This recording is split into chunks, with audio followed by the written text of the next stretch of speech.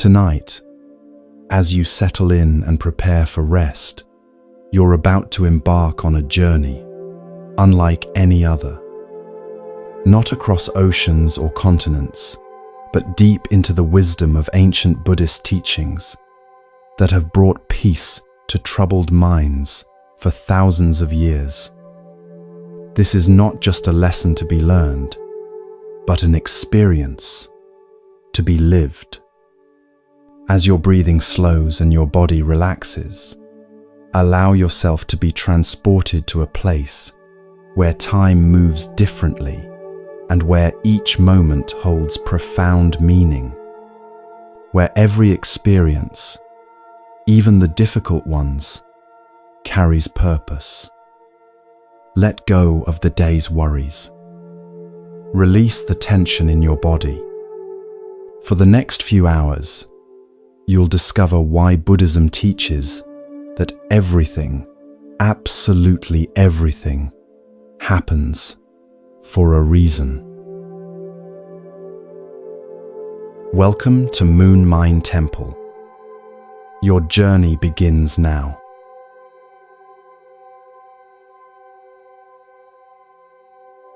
You open your eyes at dawn in a small mountain monastery nestled among misty peaks. The air is crisp, fragrant, with pine and incense. You've traveled far to learn why your life seems filled with challenges that feel meaningless. Today, an elder monk has agreed to share ancient wisdom with you. As you sit on a worn meditation cushion, the monk smiles gently. You seek to understand why suffering finds you, he says, his voice as calm as still water. What if I told you that in Buddhism, nothing happens by chance? The wooden floors creak beneath you as you shift, trying to get comfortable. Like you, they too are subject to the law of impermanence. You notice how your breath creates small clouds in the cool morning air, appearing, then vanishing, just as everything in your life does. You think about the river you crossed to reach this place, how it never remains the same water from one moment to the next. Yet the river itself continues. The monk notices your gaze wandering toward the window. Your thoughts are like that river, he tells you, always flowing, never the same. This is anicca, impermanence, one of the fundamental truths of existence. Your mind drifts to memories that haunt you, opportunities lost, relationships ended, paths not taken. The weight of them sits heavy on your shoulders. The monk seems to read your thoughts. You are creating karma with every breath, he explains as sunlight begins to warm the room. Each action, thought, and word generates consequences that ripple outward, just as when you disturbed the surface of the river this morning. You remember the small stone you tossed into the water, how the rings expanded outward, touching everything in their path. Perhaps your life works the same way. The morning light strengthens, illuminating dust particles dancing in the air between you and the monk. His weathered face shows lines of both suffering and joy. Perhaps they are not so different after all. Tell me, he says, what troubles your heart most deeply? What has brought you across mountains to seek answers? You hesitate, organizing your thoughts. Life seems random, you finally reply. I try to live well, to make good choices, yet suffering still finds me. Others who seem careless or even cruel appear to prosper. Where is the justice in this? Where is the meaning? The monk nods slowly, as if he's heard this question 1,000 times. Perhaps he has. This apparent contradiction troubles many, he acknowledges. It's natural to seek patterns, to want fairness, to look for meaning in what happens to us. When life seems chaotic or unjust, we feel lost. He rises smoothly despite his age and gestures for you to follow. Walk with me. Some teachings are better understood in motion. You follow him through sliding paper doors into a corridor of polished wood. Morning sunlight streams through high windows, creating patterns of light and shadow that shift as you walk. Other monks pass silently, each focused on their morning tasks, yet somehow aware of everything around them. Buddhism teaches that we live in a universe governed by natural laws. The monk explains as you walk. Just as there are physical laws like gravity that operate whether we understand them or not, there are moral and spiritual laws that govern our experiences. The corridor opens onto a small courtyard garden, where stone pathways wind between carefully tended plants, miniature trees, and arrangements of rock and sand. A small stream flows through the center, its soft gurgling creating a gentle soundtrack to your conversation. The most fundamental of these laws is karma, the law of cause and effect. The monk continues, leading you along a stone path. Every action creates an effect. Every cause leads to consequences. Nothing happens without reason. You've heard of karma before, but often misunderstood as some cosmic system of rewards and punishments. Is karma like fate then, you ask? Are our lives predetermined? The monk shakes his head, stopping beside the stream. He kneels and invites you to do the same. Taking a small pebble, he drops it into the still pool formed where the stream widens. Perfect circles ripple outward from the point of impact. Karma is not fate, he explains. It is the natural law of cause and effect. The pebble creates ripples not because the water is punishing or rewarding it, but because this is the natural consequence of the action. Our choices create ripples in the same way. He takes your hand and places another small stone in your palm. Drop this into the water and try to create square ripples instead of circular ones. You smile at the impossible request, but drop the stone anyway.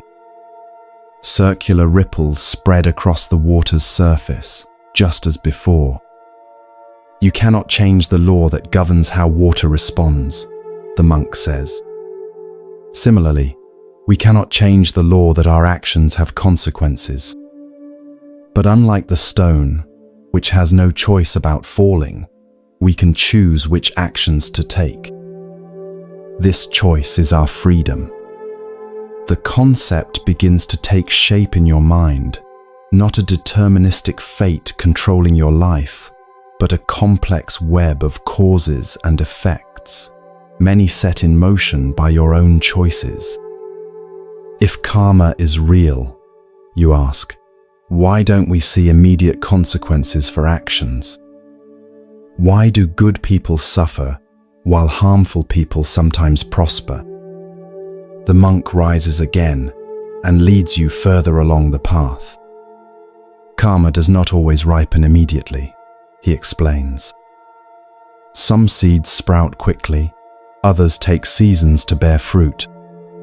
The web of causes and conditions is vast and complex, stretching across time in ways our limited perspective cannot fully perceive. You pass a garden section where young monks are carefully transplanting seedlings. Their hands move with deliberate gentleness, aware that how they treat these young plants now will affect their growth for seasons to come. Like these gardeners, the monk continues, we are constantly planting seeds through our actions, speech, and even our thoughts. Some will bear fruit quickly, others may take years or even lifetimes to mature. But nothing is lost in the cosmic accounting. This perspective shifts something in your understanding.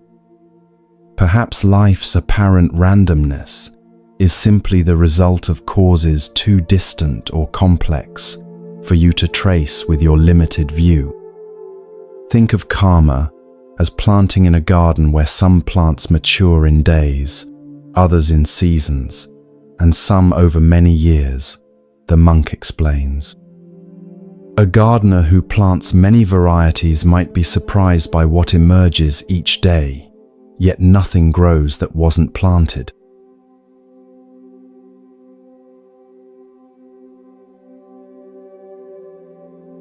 The path leads to a small meditation pavilion, overlooking the valley below. The monastery perches on the mountainside like a bird's nest, offering breathtaking views of the lands beyond. You sit together on a simple wooden bench, the world spread out at your feet. From here, we can see far, the monk observes. Villages, fields, rivers, forests, all connected in a living system. Yet even this expanded view is limited. We cannot see beyond the horizon or into the heart of the mountain. Our perspective on life is similarly limited. A cool mountain breeze carries the scent of pine and distant rain. You breathe deeply, feeling something begin to unwind inside you. A tension, perhaps, carried so long you'd forgotten it was there. From our limited vantage point, the monk continues, life often seems random or unfair. We see a fragment of the pattern and mistake it for the whole. We experience an effect without recognizing its cause, or plant a cause without living to see its effect. Birds soar in the valley below, riding invisible currents with effortless grace. They neither fight against the wind nor try to control it. They simply understand its nature and work with it. Buddhist teachings invite us to expand our perspective, the monk says, to recognize that our individual life is part of a vast, interconnected web of causes and conditions stretch far beyond what we can perceive. Nothing happens in isolation. Everything is connected. You watch clouds casting moving shadows across the valley floor, a perfect visual metaphor for how conditions constantly change. This understanding does not remove life's challenges, the monk acknowledges, but it transforms how we experience them. Instead of seeing difficulties as random punishments or meaningless suffering, we recognize them as the natural unfolding of causes and conditions, many set in motion by our own past choices. A memory surfaces, a relationship that ended painfully after you ignored early warning signs. At the time, the breakup felt like cruel fate. Now you can recognize the chain of causes and effects that led naturally to that outcome. When we understand karma, the monk says, watching your realization, we stop seeing ourselves as victims of random fate and recognize our role in creating our experiences. This is not about blame, but about empowerment. If we have helped create our present circumstances through past choices, we can create different future circumstances through present choices. the liberation in this perspective dawns on you. Life's challenges are not meaningless punishment, but the natural consequences of causes. And if you can understand these causes, you can plant different seeds for the future. Everything happens for a reason, the monk reiterates. Not because some divine plan dictates it, but because the universe operates through this elegant law of cause and effect. Nothing is random. Nothing is wasted. Every experience carries meaning and purpose if we have eyes to see it.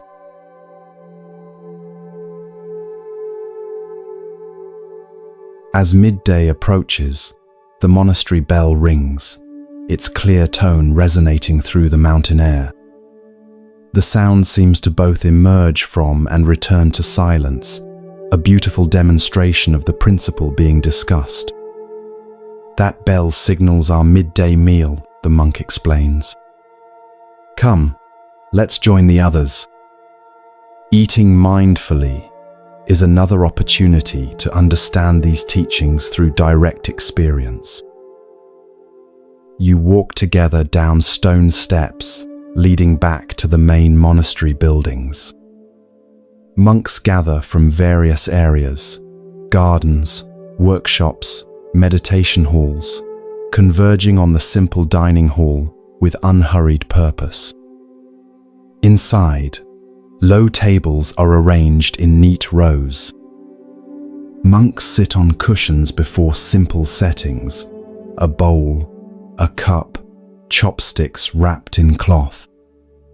You're guided to a place along one wall where you can observe the ritual about to unfold. Once all are seated, a palpable silence falls. No one reaches for food, though steam rises temptingly from pots at the center of each table. The head monk recites a brief chant, which the others join, voices blending in practiced harmony. This chant expresses gratitude. Your teacher explains quietly when it concludes. Gratitude for the food, for those who grew it, transported it, prepared it, and serve it. Recognizing the vast web of causes and conditions that brings even this simple meal to us. Only then does the serving begin, an orderly, mindful process. Each person receives the same modest portions in their bowl. No one begins eating until all are served. Before we eat, the monk instructs you, look deeply at your food. Consider its journey. The seed that grew with the help of sun and rain. The farmer who tended and harvested it. The many hands that brought it here. See the entire universe in your bowl. You look at your simple meal with new eyes, rice, vegetables, a small portion of tofu. Indeed, when you consider everything required to create this food and bring it before you, it becomes extraordinary. Sunlight transformed through photosynthesis into nourishment. Rain that fell because of complex weather patterns. Countless beings whose work contributed to this moment. Now, eat with full awareness, the monk suggests. Notice the texture, temperature, and flavor of each bite. Chew slowly, experiencing the food completely. This is mindfulness, being fully present with what is. The dining hall remains quiet, except for the subtle sounds of eating. No conversation, no distraction. Just complete presence with the act of nourishment. You try to follow this example, surprised at how different food tastes when given your full attention. Flavors seem more vivid, textures more interesting. Even simple rice becomes complex and satisfying when not eaten on autopilot. This mindful eating, the monk explains between careful bites, demonstrates another aspect of Buddhist wisdom. When we are fully present, we discover that ordinary experiences contain extraordinary depth. The present moment, fully experienced, is infinitely rich. You notice how different this feels from your usual meals, often eaten quickly while distracted by screens, conversations, or thoughts about past and future. How much richness have you missed by not being present? Many people rush through life never fully experiencing it, the monk observes. They are physically present for countless precious moments, but mentally absent, lost in thoughts about the past or future. Mindfulness brings you back to the only moment that truly exists now. As the meal concludes, each person cleans their bowl with a piece of pickled vegetable, then wipes it clean with a cloth. Not a grain of rice is wasted. Even the washing water will be poured into the garden. Everything has purpose in this mindful ecosystem. In mindfulness practice, the monk explains, as you follow these cleaning rituals, we discover that life's meaning isn't hidden in some grand future achievement or past glory. It's found in the depth of our presence with what is happening right now.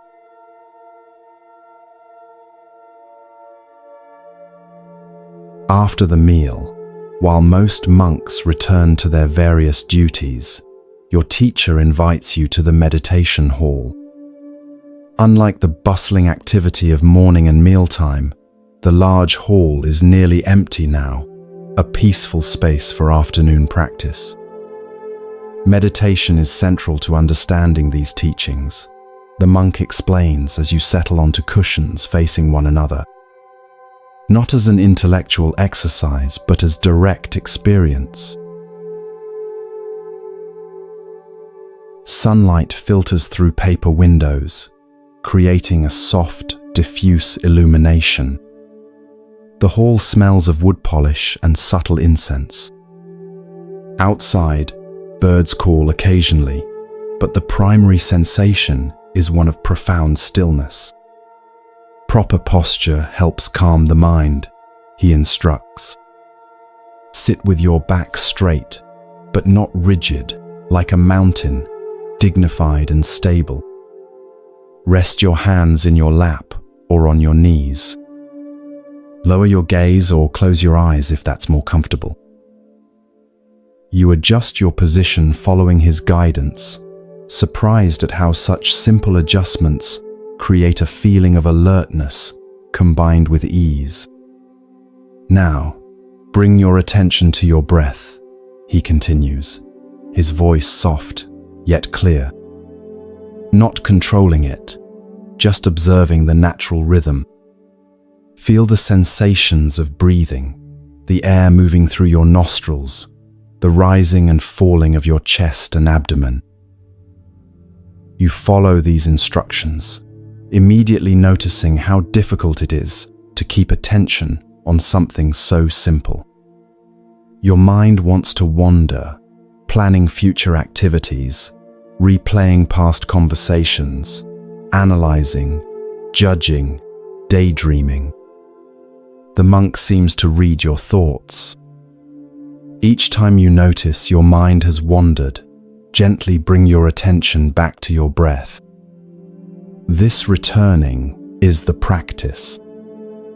Every time you notice distraction and come back, you're strengthening your mindfulness muscle. You practice for several minutes, repeatedly catching your mind wandering and returning to breath awareness.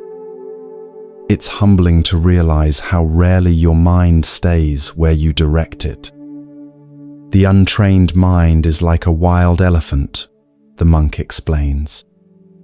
Powerful but uncontrolled, causing damage even when it means well. Meditation is how we gradually tame this elephant, training it to serve rather than control us. A fly buzzes near your ear, immediately capturing your attention. The monk smiles. Notice how easily distractions pull you away. This is normal. The mind naturally moves toward what's novel or potentially threatening. With practice, you'll develop the ability to acknowledge distractions without being captured by them. You return to your breath, now noticing subtle details, the slight pause between inhale and exhale, the cooling sensation of air entering your nostrils, the warming as it leaves. As concentration deepens, the monk says after some time, you begin to observe not just the breath, but the nature of experience itself. You notice how sensations, thoughts, and emotions arise, exist for a time, then pass away. Nothing stays fixed. Everything is in constant flux.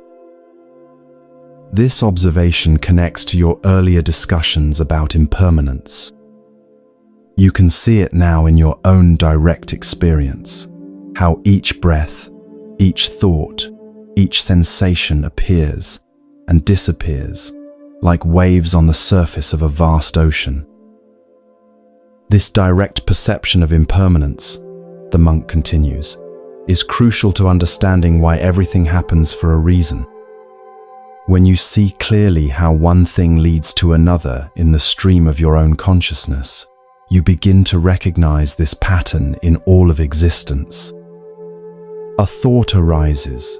Perhaps your entire life follows this same pattern of causes and conditions flowing together, creating the present moment that will in turn condition what comes next.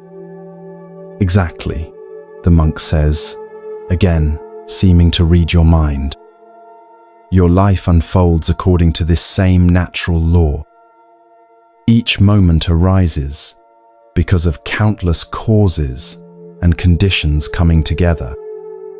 Nothing happens randomly. Everything has a reason, a set of causes that brought it into being.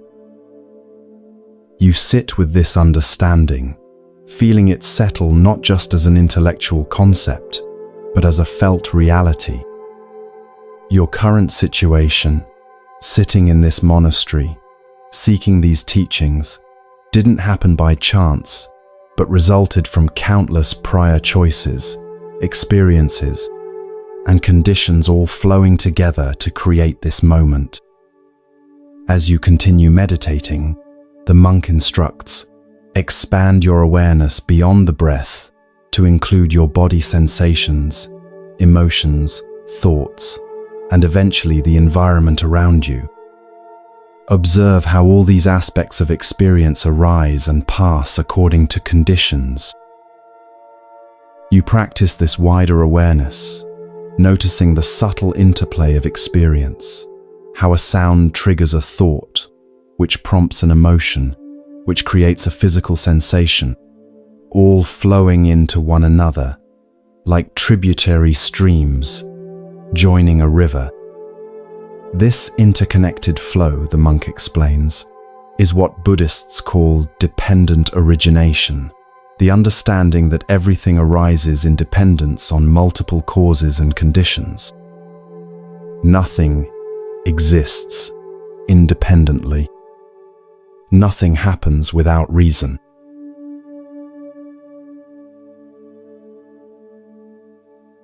As your meditation deepens, time seems to stretch and contract in unusual ways. What might be minutes feels like hours. What might be an hour passes in what seems like moments. This, too, is part of the teaching, how even our perception of time is conditioned rather than absolute. Eventually, the monk gently brings the session to a close. Enough for now, he says. The body needs movement after stillness. Let's walk in the garden and continue our exploration. You rise, noticing stiffness in your legs, but also a peculiar clarity in your mind. Colors seem more vivid, sounds more distinct. The simple act of walking feels new when approached with full awareness. Outside, afternoon sun warms the stone pathways. The monastery gardens are meticulously maintained, not in the controlled, artificial manner of some formal gardens, but in a way that works with nature rather than imposing upon it. These gardens demonstrate another aspect of Buddhist wisdom, the monk explains as you walk. The gardeners don't fight against the natural tendencies of the plants or the conditions of the mountain. They understand these factors and work with them. You pass a twisted pine that has been carefully pruned over decades to accentuate rather than correct its natural inclination to grow sideways from the rocky soil. This is the middle way that Buddhism teaches, he continues. Not forcing reality to meet our demands, not passively surrendering to conditions, but skillfully working with what is. The garden path leads to a small pond where lotus flowers float on the surface. Some are fully bloomed in magnificent pink and white displays. Others remain tightly closed buds. Still, others are just beginning to open. The lotus is a perfect symbol for the Buddha's teaching, the monk says, stopping beside the pond. It grows from the mud at the bottom, rises through murky water, and blooms immaculately on the surface. Similarly, our awakening emerges from the very conditions of our ordinary lives, including difficulties and suffering. You watch a dragonfly land delicately on a lotus leaf, creating the slightest dimple in the water's surface, which sends tiny ripples outward, another demonstration of how all things affect one another. Which brings us to another essential teaching, the monk says. The purpose of understanding that everything happens for a reason. He finds a bench nearby where you both sit, overlooking the pond. The afternoon light has that golden quality that photographers call the magic hour, casting everything in a warm glow. Many people, when first hearing about karma and cause and effect, become anxious, he explains. They worry about past mistakes creating future suffering. They try to control every action, fearful of negative consequences. But this misses the deeper purpose of the teaching. A gentle breeze stirs the surface of the pond, creating dancing patterns of light and shadow. The purpose isn't to make you afraid or to create another burden of perfectionism, the monk continues. It's to empower you with the understanding that you participate in creating your reality, that many aspects of your experience, especially your responses to what happens, remain within your choice. You consider this perspective, not karma as cosmic punishment, but as a natural law that, once understood, can be worked with skillfully. When difficulties arise, and they will, this understanding helps you respond with greater wisdom, he explains. Instead of asking, why me? Or, how can I escape this? You can ask, what can I learn from this? And how can I respond in a way that creates more positive conditions moving forward? You think about challenges in your own life and how different they might appear when viewed not as random misfortunes but as the natural consequences of causes and conditions, many of which you participated in creating.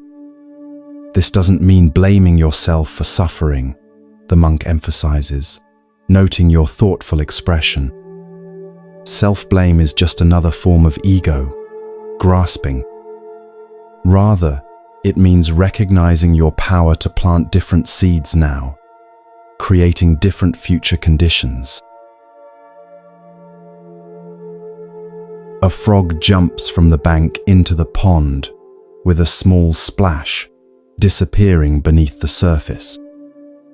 Circles ripple outward from the point of entry, gradually expanding to touch all parts of the pond. See how that small action affects the entire pond, the monk observes. Your actions, too, create ripples far beyond what you can immediately observe. Understanding this inspires greater mindfulness about the seeds you plant through your choices.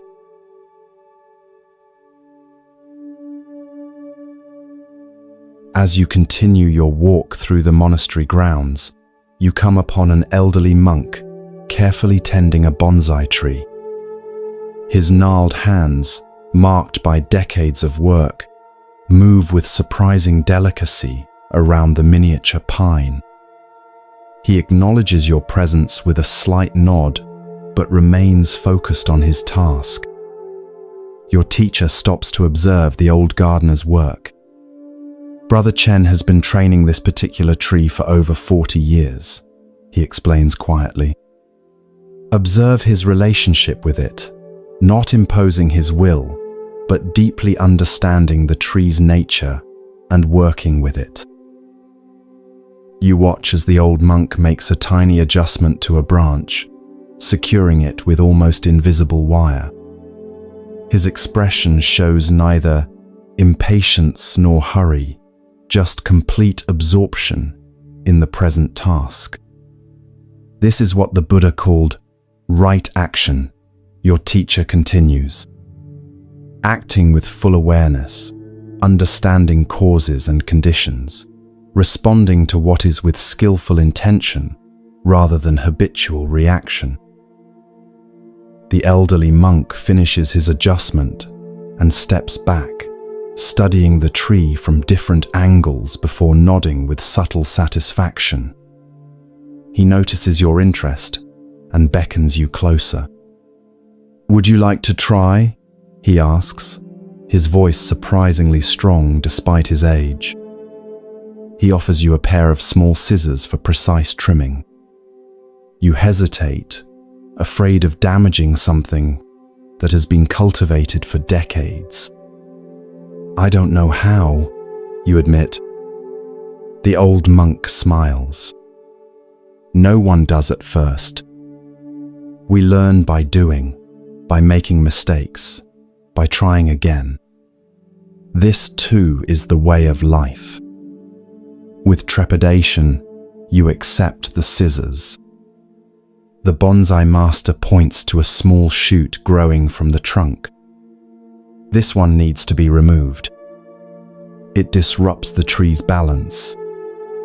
You carefully position the scissors around the tiny shoot, conscious of both monks watching you. With a small snip, the shoot is removed. The old monk nods approvingly. "Good. You removed it cleanly, without damaging the bark. The tree will heal well." He takes back the scissors and bows slightly before returning to his work.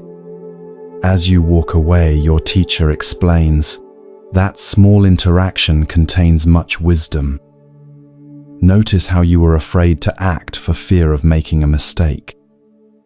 How many opportunities in life have you missed because of similar fear?" You reflect on times you've hesitated, playing it safe rather than risking error. Also notice how Brother Chen created a safe space for you to try, guiding without controlling, allowing you the dignity of your own experience while preventing serious harm. This is how wise teachers function. The path winds upward now, leading to a viewpoint higher on the mountain. The climb requires more effort, and conversation pauses as you both focus on the ascent. The physical exertion feels good after periods of sitting meditation. The body too teaches wisdom. The monk observes as you climb. Notice how it naturally finds efficient ways to move on this uneven path. It doesn't fight gravity or terrain, but works with these conditions.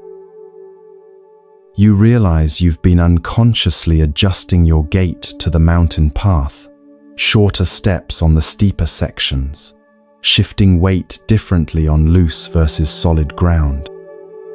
Your body intuitively understands how to respond to conditions. Our bodies often know what our thinking minds forget, the monk continues. They remember how to flow with conditions rather than fight against them. This natural wisdom is what Buddhist practice helps us recover in all aspects of life. You reach a flat area that offers a spectacular view of the valley below and mountains beyond. The afternoon sun casts long shadows across the landscape, emphasizing the contours of the land. From this height, patterns become visible that couldn't be seen from below, the way rivers follow natural depressions, how forests grow in certain patterns determined by soil and sun exposure. From here, we gain perspective, the monk says, as you both catch your breath. Similarly, Buddhist teachings offer a vantage point from which to observe life's patterns. We begin to recognize how certain actions consistently lead to certain results. You notice how the monastery itself is positioned to work with the mountain's natural features, nestled into a protected area, oriented to capture sunlight, situated near natural springs. Nothing fights against the conditions. Everything works harmoniously with what is. When you understand that everything happens for a reason, arising from causes and conditions, you stop fighting reality, the monk explains. Instead, like the monastery architects, you learn to work skillfully with conditions as they are.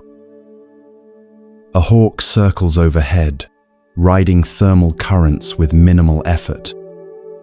It doesn't fight against the air but understands intuitively how to use these invisible patterns to soar. This is the freedom Buddhist practice offers, the monk says, watching the hawk. Not freedom from conditions, that's impossible, but freedom within conditions. The wisdom to navigate life's currents like that hawk, with minimal struggle and maximal harmony.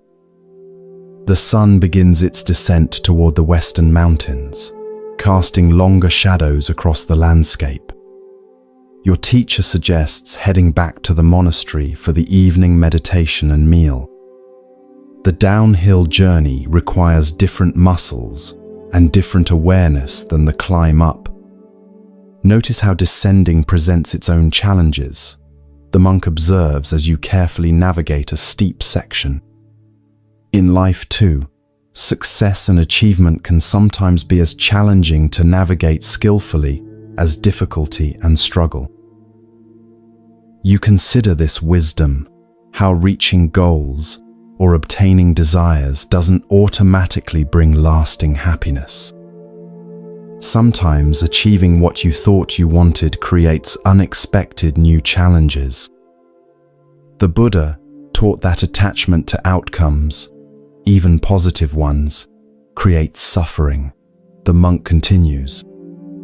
When we cling to how we think things should be rather than working skillfully with how they are, we create inner conflict. Back at the monastery, preparations for evening activities are underway.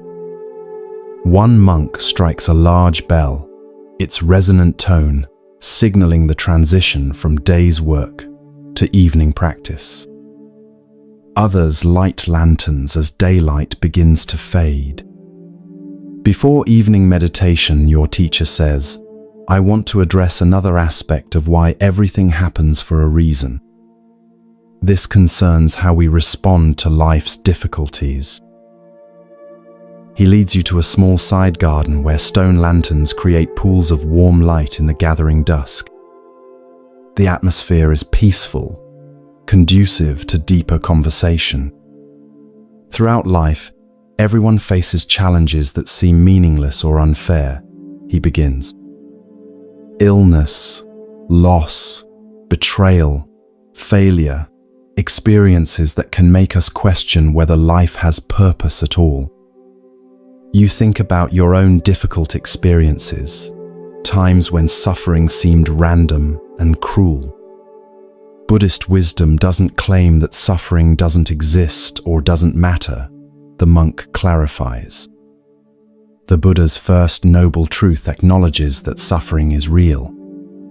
But this teaching offers a perspective that transforms how we relate to difficulty. A cool evening breeze stirs the garden, carrying the scent of pine and distant rain. You draw your robe closer around your shoulders. When we understand that everything happens according to causes and conditions, he continues, we stop seeing difficulties as random punishments.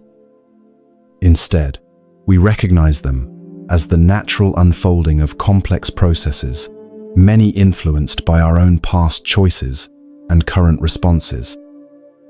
This perspective shifts something fundamental, from seeing yourself as a helpless victim of circumstance to recognizing your role in both creating and responding to conditions. More importantly, the monk adds, this understanding reveals that difficulties themselves have purpose. They are not meaningless even when painful. They offer precisely the conditions needed for certain kinds of growth that couldn't happen otherwise. He reaches down to pick up a small stone from the garden path, smooth and rounded from years of exposure to elements. This stone was once rough and angular, he explains, placing it in your palm. Through friction with water and other stones, it gradually became smooth. What might have seemed like damage, being tumbled and scraped, actually revealed its inherent beauty. You feel the stone's perfect smoothness, understanding the metaphor. Perhaps life's friction serves a similar purpose, wearing away rough edges to reveal something more essential underneath. The most difficult experiences often create the conditions for our greatest growth, the monk continues. Not because suffering itself is good, but because it challenges our habitual patterns and forces us to develop new capacities.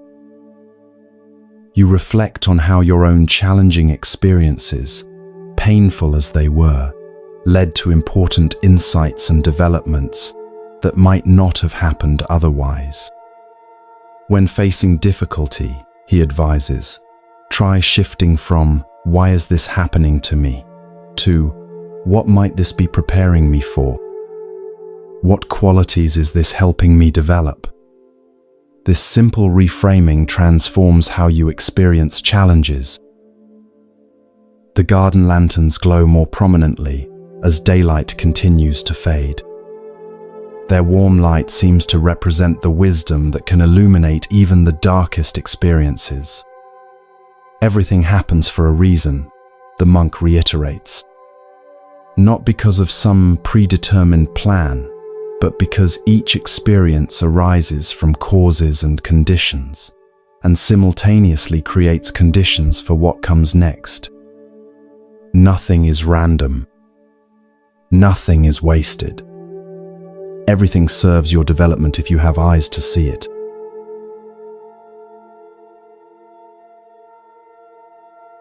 The monastery bell rings again, signaling the evening meditation session.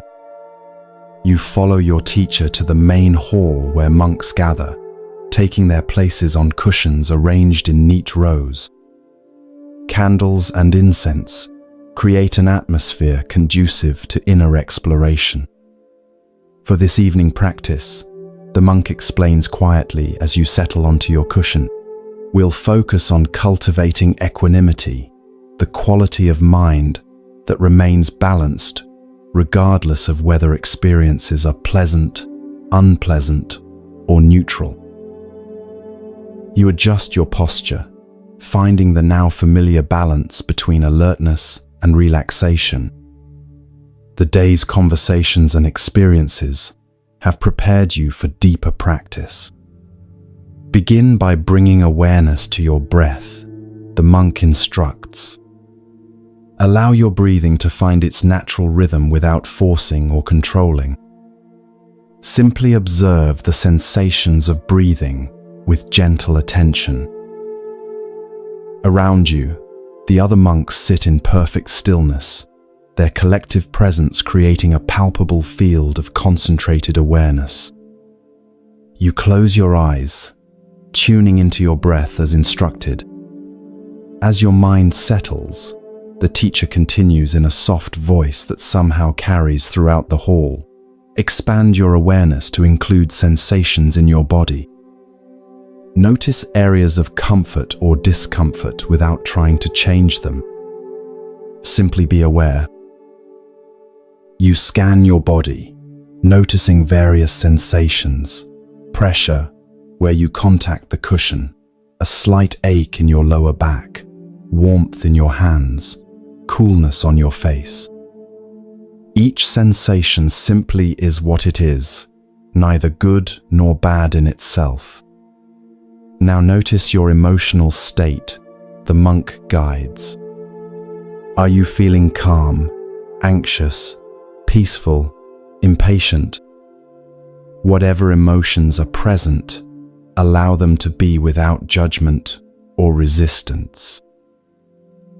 You discover a mixture of feelings, interest in these new teachings, a lingering uneasiness about problems back home, appreciation for this unusual opportunity.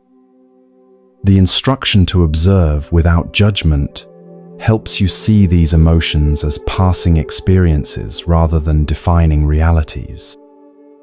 Expand your awareness further to include thoughts passing through your mind, the monk continues.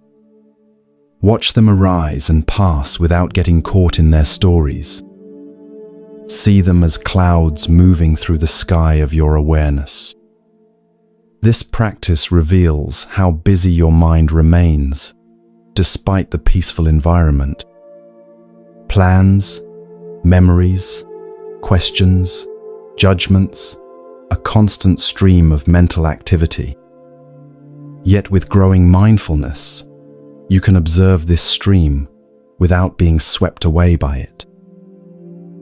Now, the monk says after several minutes of this observation, contemplate the nature of equanimity. When pleasant experiences arise, notice any tendency to grasp or cling to them. When unpleasant experiences arise, notice any tendency to resist or avoid them. When neutral experiences arise, notice any tendency toward boredom or seeking distraction.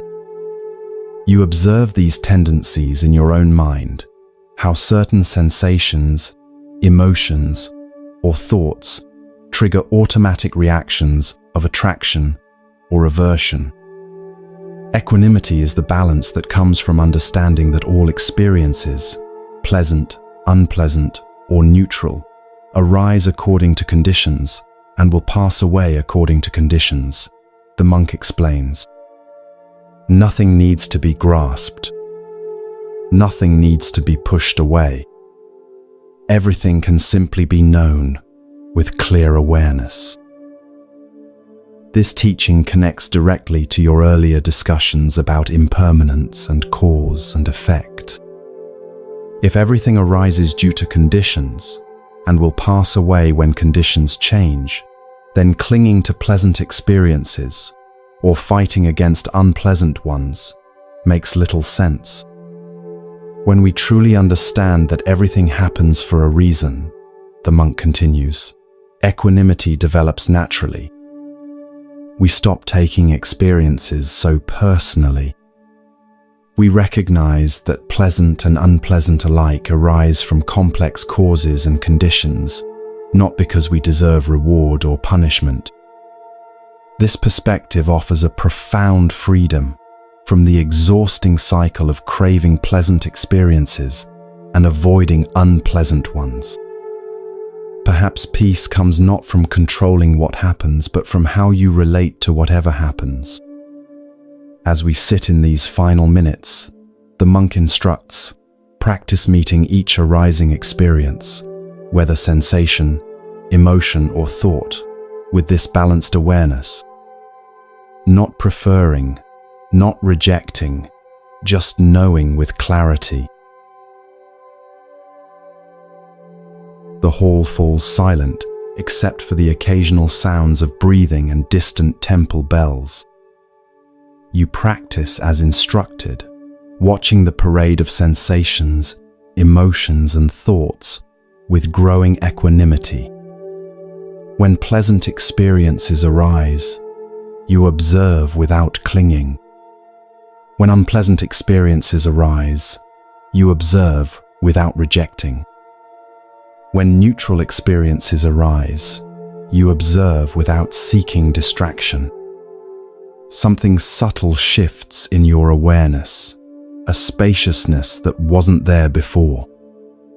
It's as if you're watching the weather of your inner experience without being stormed upon by it. This doesn't remove the experiences themselves, but transforms your relationship to them. After what might be minutes or might be much longer, time seems fluid in deep meditation. A small bell rings 3 times, signaling the end of the formal practice. The monk's voice returns, gentle yet clear. As we conclude this evening meditation, recognize that the awareness you've cultivated is always available to you. In every circumstance, pleasant or difficult, you can access this equanimity, this understanding that all experiences arise from causes and conditions and will pass according to their nature. You open your eyes slowly, the meditation hall coming back into focus. Candles flicker, creating dancing shadows on the walls. Other monks begin to stir, some stretching subtly after the period of stillness. Carry this practice into your evening activities, the monk suggests. Notice how experiences continue to arise and pass according to conditions. Notice your habitual reactions of grasping and rejecting. See if you can maintain this balanced awareness through changing circumstances.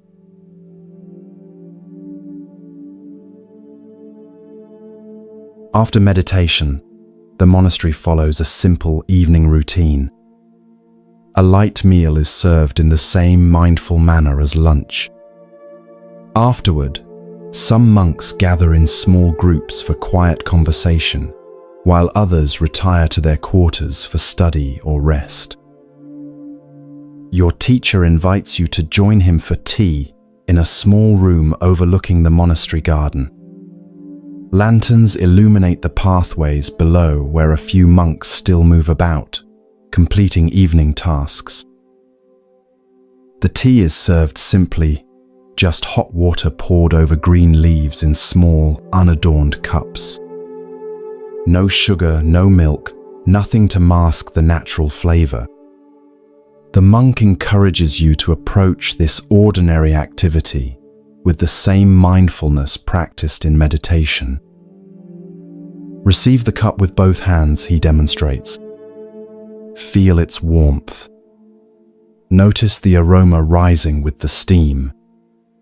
Observe the color of the liquid. Take a small sip, experiencing the taste fully before swallowing. You follow his guidance, surprised by how much sensory information is available in this simple act when given full attention. The tea's subtle bitterness, its grassy notes, the way the warmth spreads through your mouth and throat, experiences usually missed when drinking automatically. Most people move through life missing its richness, the monk observes. They eat without tasting, look without seeing, listen without hearing. Their minds are always elsewhere, reviewing the past or anticipating the future.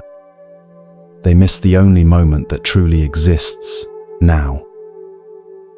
You consider how often you've been physically present but mentally absent in your own life, missing countless moments because your attention was scattered.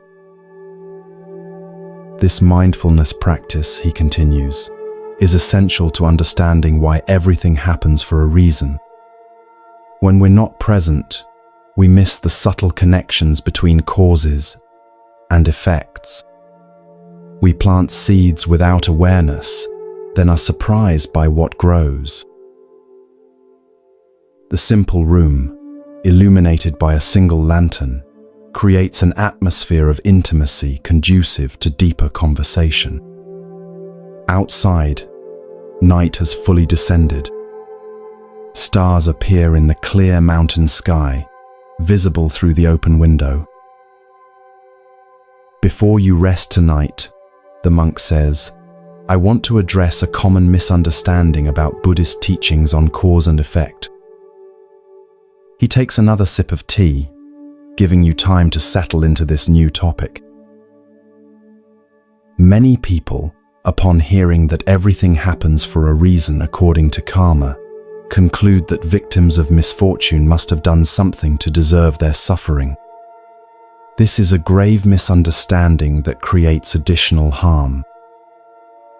His eyes meet yours with particular intensity. This point clearly matters to him deeply. The law of karma is not about deserving or not deserving, he clarifies. It's about understanding how causes lead to effects through natural processes. A child born into poverty or someone suffering from illness hasn't done anything to deserve this situation in a moral sense. You feel relief at this clarification, having wondered about this troubling implication. These conditions arise from countless causes stretching back through time, most beyond any individual's control or choice. Understanding karma should lead to greater compassion for those facing difficulty, not judgment or dismissal of their suffering. The monk pours a little more tea into your cup. The simple gesture feels like a metaphor for how one action naturally flows into another. True understanding of cause and effect recognizes our profound interconnection, he continues. No one exists in isolation. Your actions affect others, their actions affect you. We are all contributing to the conditions each person experiences. This perspective shifts the focus from individual blame to collective responsibility, recognizing how social systems, cultural patterns, and shared environments shape individual experiences. When we see someone suffering, the monk says, the appropriate response is not, they must have created this karma, but rather, how can I contribute to more positive conditions for this person now? You think about people in your own life facing challenges, how this understanding might transform your response from judgment to compassionate action. This teaching that everything happens for a reason is not meant to explain away suffering or justify injustice, the monk emphasizes. It's meant to empower us to create more skillful causes for everyone's benefit. The tea has cooled now, revealing different subtle flavors than when hot. Even this simple experience demonstrates impermanence and changing conditions. As you integrate these teachings, the monk advises, use them to increase compassion, not judgment. Use them to take greater responsibility for your choices, not to dismiss the struggles of others. Use them to create positive conditions moving forward, not to dwell on regrets about the past. Outside, the monastery is growing quieter as monks complete evening routines and prepare for rest. The rhythmic sound of a wooden fish being struck signals the final activities of the day. Tomorrow we will explore more aspects of these teachings, the monk says, finishing his tea. For now, rest and allow what we've discussed to settle into your understanding.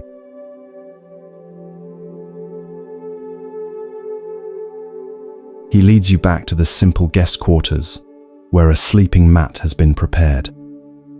The room is austere, but comfortable, containing only what is necessary. The mat, a small table with a candle, a cushion for sitting, a pitcher of water with a cup.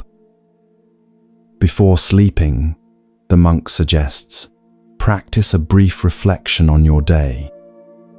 Review significant moments without judgment, simply noticing patterns of cause and effect in your experiences and responses.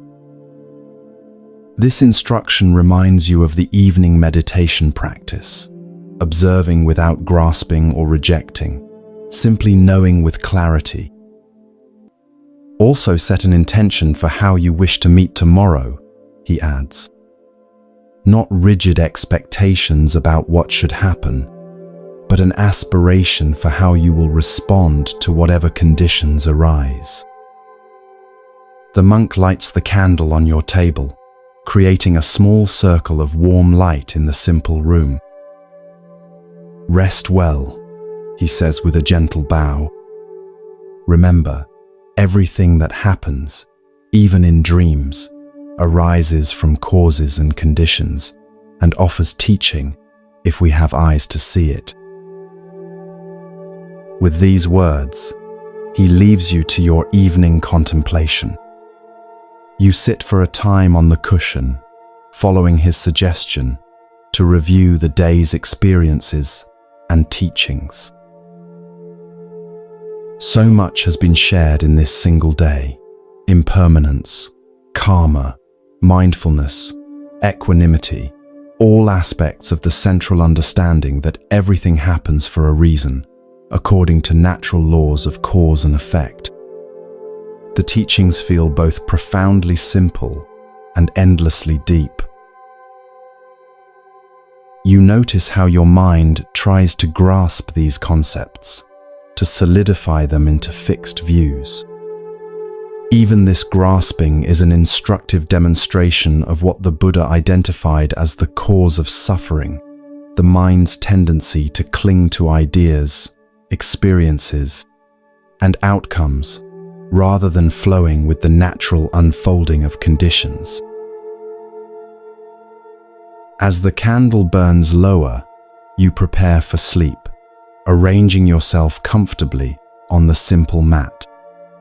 Though physically harder than your bed at home, there's something satisfying about its firm support, another small lesson in how expectations about comfort can be adjusted with awareness. Lying in darkness now, you notice how the mind continues its activities, even as the body relaxes towards sleep.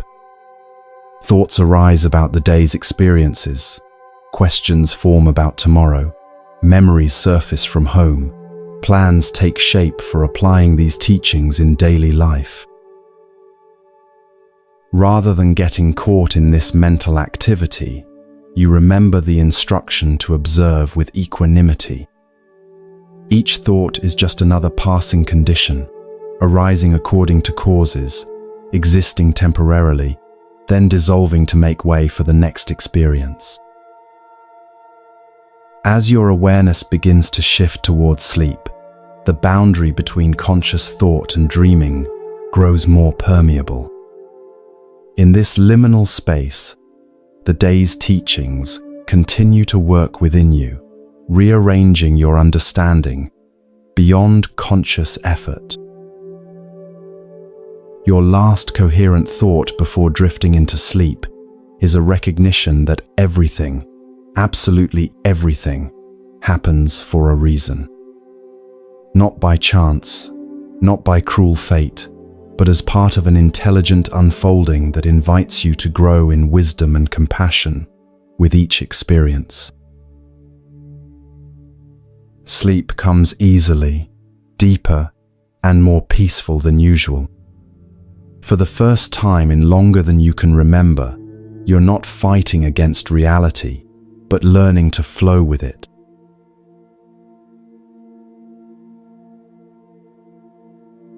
Morning arrives with the gentle sound of temple bells and the first light of dawn filtering through paper windows. For a moment upon waking, you're disoriented. The unfamiliar room, the firm sleeping mat, the quality of light different from home. Then memory returns. You're in a mountain monastery, learning ancient wisdom about why everything happens for a reason. You sit up, taking the monk's advice to begin the day mindfully. 3 conscious breaths ground you in the present moment. You set an intention to meet whatever the day brings with openness and awareness, rather than expectation or resistance. A soft knock at your door announces a young monk who silently presents a basin of warm water for washing. The simple courtesy feels deeply considerate after the cool mountain night. You wash your face and hands, giving full attention to these ordinary activities as practice in mindfulness. Outside your quarters, the monastery is already active. Monks move purposefully about their morning duties, sweeping pathways, tending gardens, preparing the morning meal. There's an atmosphere of collective harmony, each person contributing to the whole without apparent ego or conflict. Your teacher from yesterday appears, greeting you with a small bow. "Did you rest well?" he asks. "Very well," you respond, surprised to realize it's true. Despite the strange surroundings and simple accommodations, you feel remarkably rested. Good. The quiet mind sleeps deeply. He observes. Today we will continue exploring why everything happens for a reason, focusing on how this understanding transforms our response to life's more challenging aspects.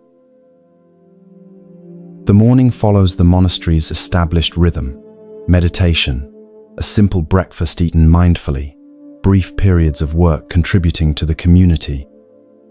These activities aren't interruptions to the teaching, but integral parts of it, opportunities to practice presence and mindfulness in ordinary actions.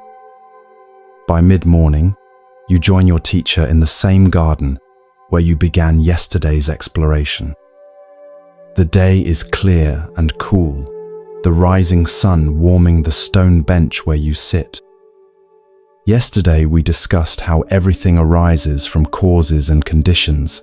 The monk begins. Today, I want to explore how this understanding helps us work with one of life's greatest challenges: suffering. A butterfly passes between you, its delicate wings catching the sunlight. Its brief visitation seems to perfectly illustrate the transient nature of all phenomena. The Buddha's central teaching addressed suffering directly. The monk continues. He didn't promise to eliminate life's difficulties, but he offered a path to transform our relationship with them. This path begins with understanding why suffering occurs. You think about your own experiences of suffering, from minor irritations to profound losses, and the various ways you've tried to escape or overcome them, often without lasting success. Most people respond to suffering in one of 3 ways, the monk explains. They try to escape it through distraction or denial. They fight against it, creating additional suffering through resistance. Or they resign themselves to it, falling into helplessness or despair. These patterns sound familiar. You've experienced all three at different times. Buddhist wisdom offers a fourth way. He continues, we learn to meet suffering with clear awareness, understanding its causes and conditions, responding with wisdom rather than reaction. A memory surfaces, a painful relationship breakup you experienced years ago. You recall cycling through exactly these responses, trying to numb the pain through distractions, fighting against reality by attempting to win the person back, eventually sinking into temporary despair when these efforts failed. Consider a difficult experience from your own life, the monk suggests, seemingly reading your thoughts again. Notice how suffering arose not just from the situation itself, but from how you related to it. You reflect on that relationship ending. The initial event was painful, certainly, but you can now see how much additional suffering came from your resistance, demanding reality be different than it was, taking the situation personally, as if the universe were punishing you specifically, creating elaborate stories about what the experience meant about your worth or future. When we understand that everything happens for a reason according to causes and conditions, the monk explains, we stop taking difficulties so personally. We recognize that painful situations arise not to punish us, but as the natural unfolding of complex processes, many beyond anyone's conscious control. This perspective offers a curious freedom, not from the pain itself, but from the additional layers of suffering created by resistance, personalization, and elaborate meaning-making. This doesn't mean we become passive or indifferent, the monk clarifies, perhaps noticing a question forming in your mind.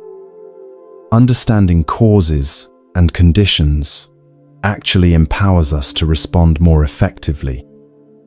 Instead of wasting energy fighting against what has already happened, we can focus on creating more skillful conditions moving forward. The sun has risen higher now, its warmth more pronounced on your face and hands. Even this simple sensation demonstrates the teaching.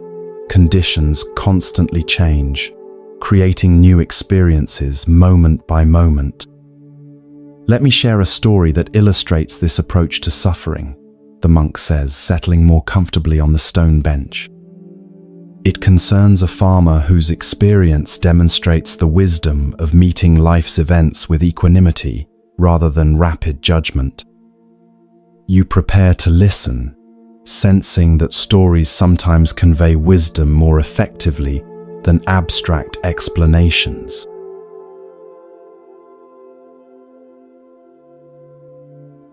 There once was a farmer who had worked his crops for many years.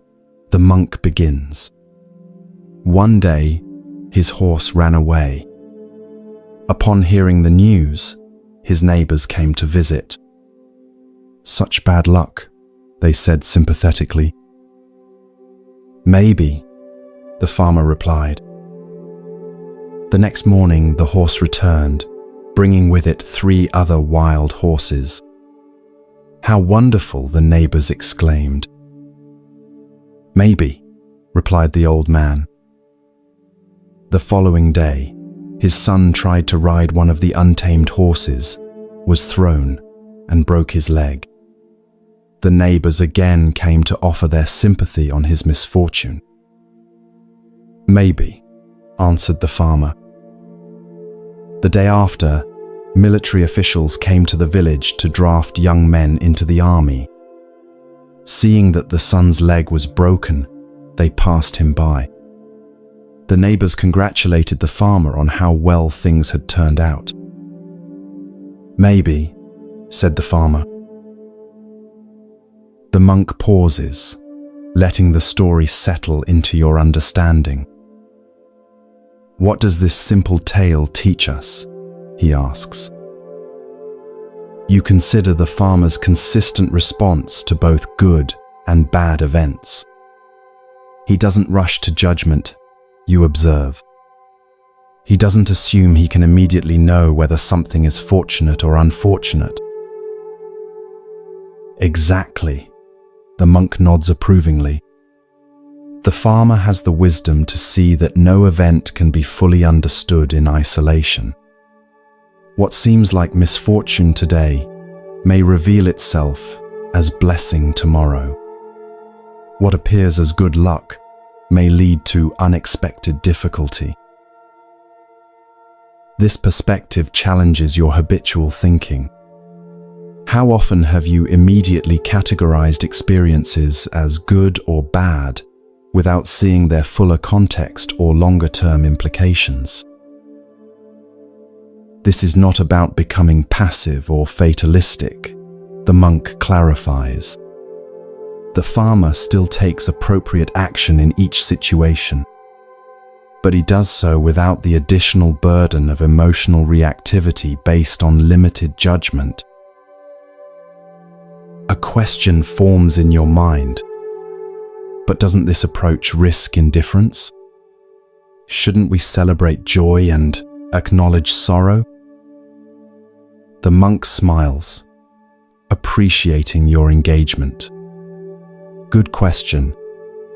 This equanimity isn't about suppressing natural human emotions or becoming coldly detached.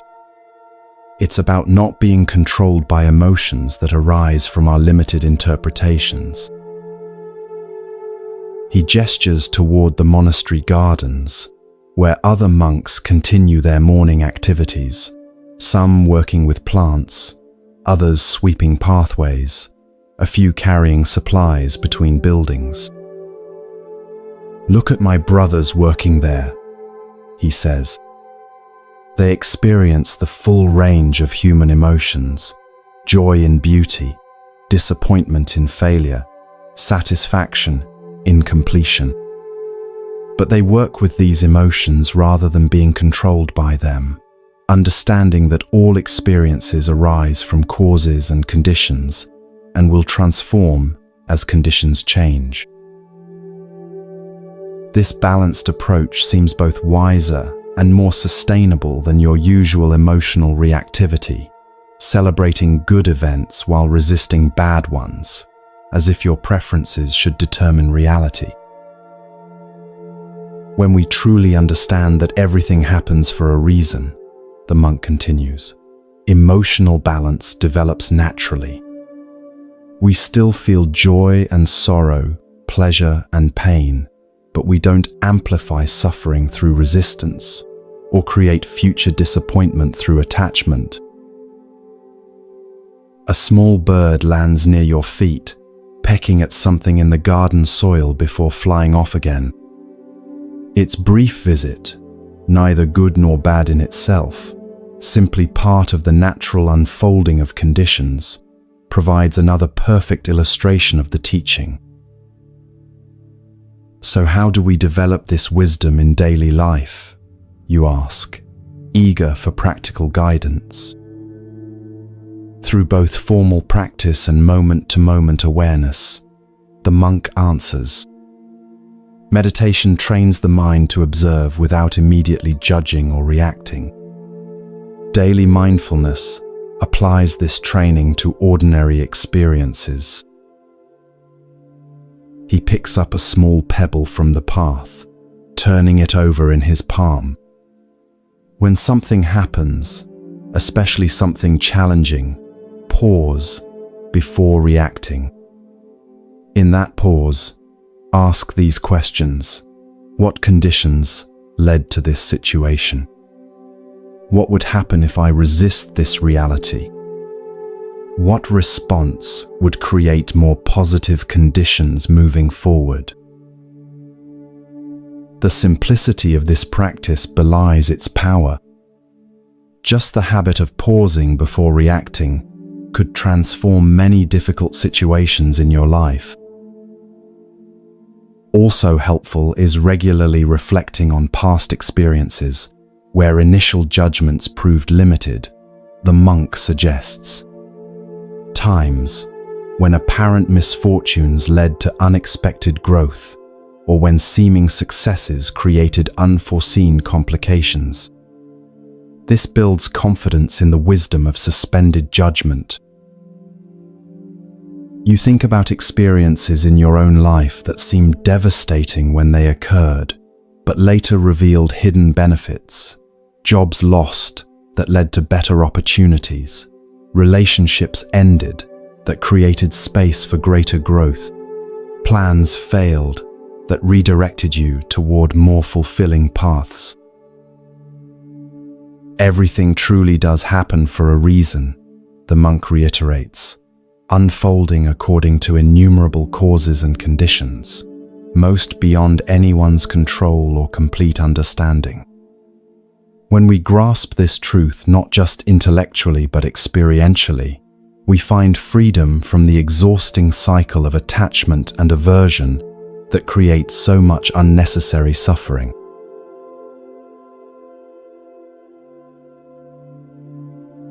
As midday approaches, clouds begin gathering over the distant mountains, suggesting afternoon rain might be coming. Your teacher notices your glance toward the changing sky. Weather forms a perfect example of our teaching, he observes. Countless conditions, temperature, pressure, humidity, wind patterns, interact to create what we experience as a single event, rain. No one controls these conditions, yet they unfold according to natural laws, not random chance.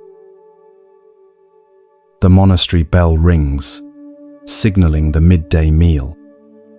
Monks begin moving toward the dining hall, their various morning activities concluding in synchrony. Let's join the others, your teacher suggests. The afternoon meal provides another opportunity to practice mindfulness, to experience directly how everything, even the simple act of eating, happens for specific reasons, according to conditions. As you walk together along stone pathways, the monk continues exploring the practical application of these teachings. Understanding that everything happens for a reason doesn't mean we become passive, he emphasizes. We still act, but with greater wisdom. We work with conditions rather than against them, creating causes likely to lead to beneficial effects. You enter the dining hall where monks are taking their places in the same ordered, mindful manner you observed yesterday. The simple room contains no decorations or distractions, just low tables, cushions, and the necessities for the meal. Before we eat, the monk whispers as you take your place, observe the entire process that brings this food before us. The sunshine, rain, and soil that nourished the plants. The farmers who tended and harvested them. Those who transported, stored, and prepared these simple ingredients. The monastery economy that procures what we cannot grow ourselves. Following the midday meal, many monks retire for a brief rest during the hottest part of the day. Your teacher suggests using this time for walking meditation in a covered portico that offers shade while allowing air to circulate freely. Walking meditation provides another method for experiencing how everything happens according to conditions, he explains as you begin walking slowly side by side. Pay attention to the complex coordination required for this seemingly simple activity. You bring awareness to the process of walking, the shifting of weight, the lifting of the foot, the movement through space, the placing down. Countless muscles, nerves, and brain functions work together to create what we usually take for granted, as the single action of walking.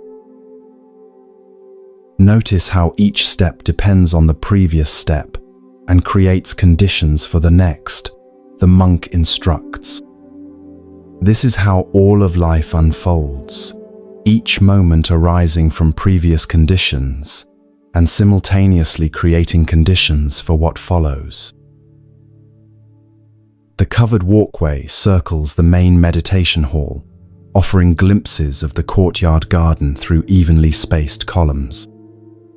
Your walking tempo is much slower than normal, not artificially slow, but paced to allow full awareness of each movement. When walking normally, we rarely notice these complex processes, the monk observes. Similarly, in daily life, we seldom perceive the intricate web of causes and conditions creating each moment. We see results without recognizing their origins. Rain begins falling as predicted, creating a gentle percussion on the tiled roof above. The timing feels perfect, the protection of the covered walkway arranged precisely for this condition. Life functions more harmoniously when we align with rather than fight against conditions. The monk continues as you walk. Like being in this covered walkway during rain, we didn't stop the rain from happening, but wisdom anticipated the condition and created appropriate shelter. You complete several circuits in comfortable silence, the rhythm of walking becoming meditative in itself. The rain intensifies, then gradually eases, demonstrating again how all conditions arise, exist temporarily, then transform. As the rain clears, your teacher guides you to continue the day's exploration. Let's visit the monastery library, he suggests. There's something there that will help deepen our understanding.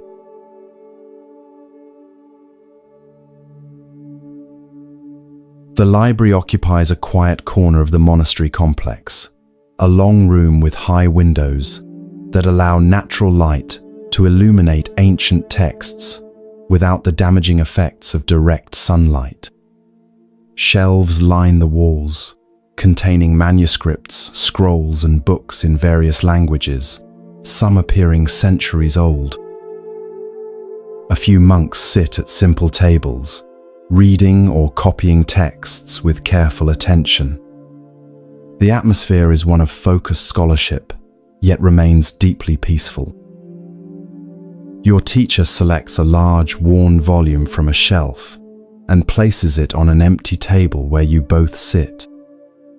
The book opens to reveal beautiful calligraphy brushed by hand on handmade paper. Though you cannot read the language, the text is clearly arranged in verses, with occasional illustrations in faded ink. This contains the Buddha's teaching about dependent origination, the monk explains, carefully turning pages yellowed with age. It expresses in detail why everything happens for a reason, how all phenomena arise, exist, and cease in dependence upon conditions. He finds the passage he's seeking and translates, "When this exists, that comes to be. With the arising of this, that arises. When this does not exist, that does not come to be. With the cessation of this, that ceases." The simplicity of these lines belies their profound implications. This teaching describes reality at all scales, the monk explains. From the formation of galaxies to the arising of a single thought in your mind, nothing comes into being independently. Everything depends on conditions. You consider examples, how a plant depends on seed, soil, water, and sunlight, how a thought depends on prior experiences, current stimuli, and brain function, how a relationship depends on countless interactions and shared circumstances. This understanding transforms how we see ourselves. The monk continues. The separate, independent self we imagine is actually a process unfolding in dependence on countless conditions: physical, psychological, social, environmental.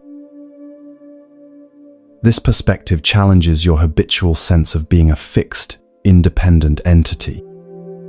If you exist as a process rather than a thing, continuously shaped by and shaping conditions, then the boundaries between self and world become much more permeable than usually imagined. When we recognize that we too happen for reasons according to conditions, the monk explains, we hold our identity more lightly. We stop taking experiences so personally. We understand our thoughts, emotions, and reactions as conditioned processes rather than defining truths. The library's peaceful atmosphere seems to support this contemplation. The quiet rustle of turning pages, the gentle movements of monks absorbed in study, the gradually shifting patterns of light as afternoon progresses. This understanding of dependent origination reveals why everything happens for a reason in the deepest sense. The monk continues. Not because of divine plan or predetermined fate, but because nothing can exist or occur independently of conditions. He carefully closes the ancient text, treating it with obvious reverence.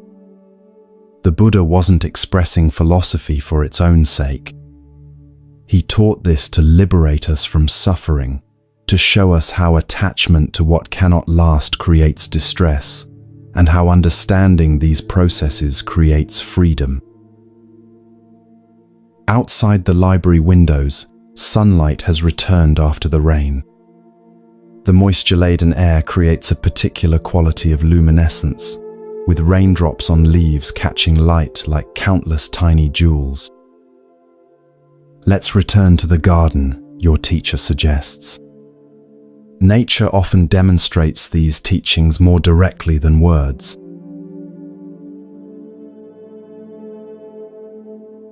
In Buddhism, we use the image of Indra's net to illustrate the interconnectedness of all things, the monk explains.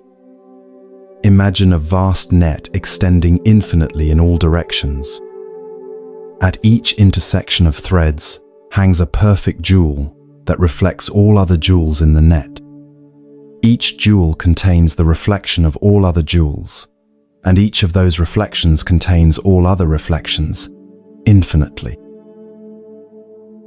This beautiful metaphor helps you visualize the teaching of interdependence, how everything exists in relationship to everything else, with no truly separate, independent phenomena. This understanding of interconnection is essential to grasping why everything happens for a reason. The monk continues. Your actions affect others. Their actions affect you. Environmental conditions affect social systems. Social systems affect environmental conditions. Nothing exists or happens in isolation. The path leads to a small pond that has overflowed slightly from the rain. Water lilies float on its surface, drops of rain still visible on their perfectly water-repellent leaves. A frog rests partially submerged at the edge, its presence creating tiny ripples that spread across the water. Consider this pond, the monk suggests. It exists because of specific geography creating a depression, rainfall providing water, plant and animal life establishing balance. If any condition changes significantly, drought, pollution, removal of key species, the entire pond ecosystem transforms. He kneels beside the water, inviting you to do the same. Look closely at your reflection, he instructs. You lean forward, seeing your face wavering on the water's surface, distorted by subtle movements and ripples. Just as this reflection exists dependent on water, light, and your position, the monk explains, what you think of as yourself exists dependent on countless conditions: body, memories, relationships, environment, culture, language. Change any significant condition, and your experience of self transforms. This perspective challenges your habitual sense of being a fixed, independent entity. If you exist as a process rather than a thing, continuously shaped by conditions, then perhaps identity is more fluid than usually assumed. When we truly understand dependent origination, the monk continues, we hold our sense of self more lightly. We stop taking experiences so personally. We recognize thoughts, emotions, and reactions as conditioned processes rather than defining truths. A dragonfly lands briefly on a reed extending from the pond, its iridescent wings catching sunlight before it darts away. Its brief visitation seems to illustrate the teaching perfectly, a momentary manifestation of countless conditions coming together, existing briefly, then transforming. This recognition transforms how we relate to suffering, the monk explains. Instead of asking, why is this happening to me, as if suffering were personal punishment, we understand this is happening because conditions support it. This shift creates space for wise response rather than reactive struggle. You consider how differently you might approach difficulties with this perspective. Less personalization, less resistance, more focus on understanding conditions, and creating skillful change where possible. The Buddha expressed this wisdom through 4 noble truths. Your teacher explains as you both rise from beside the pond. The first acknowledges suffering exists. The second identifies craving and attachment as its cause. The third asserts that suffering can end when its causes end. The fourth outlines the practical path to this liberation. These truths frame a logical approach to human experience, identifying a problem, suffering, its cause, attachment, the possibility of resolution, cessation, and a method, the Eightfold Path. Let's explore how understanding that everything happens for a reason relates to these truths, the monk suggests as you continue walking through the garden.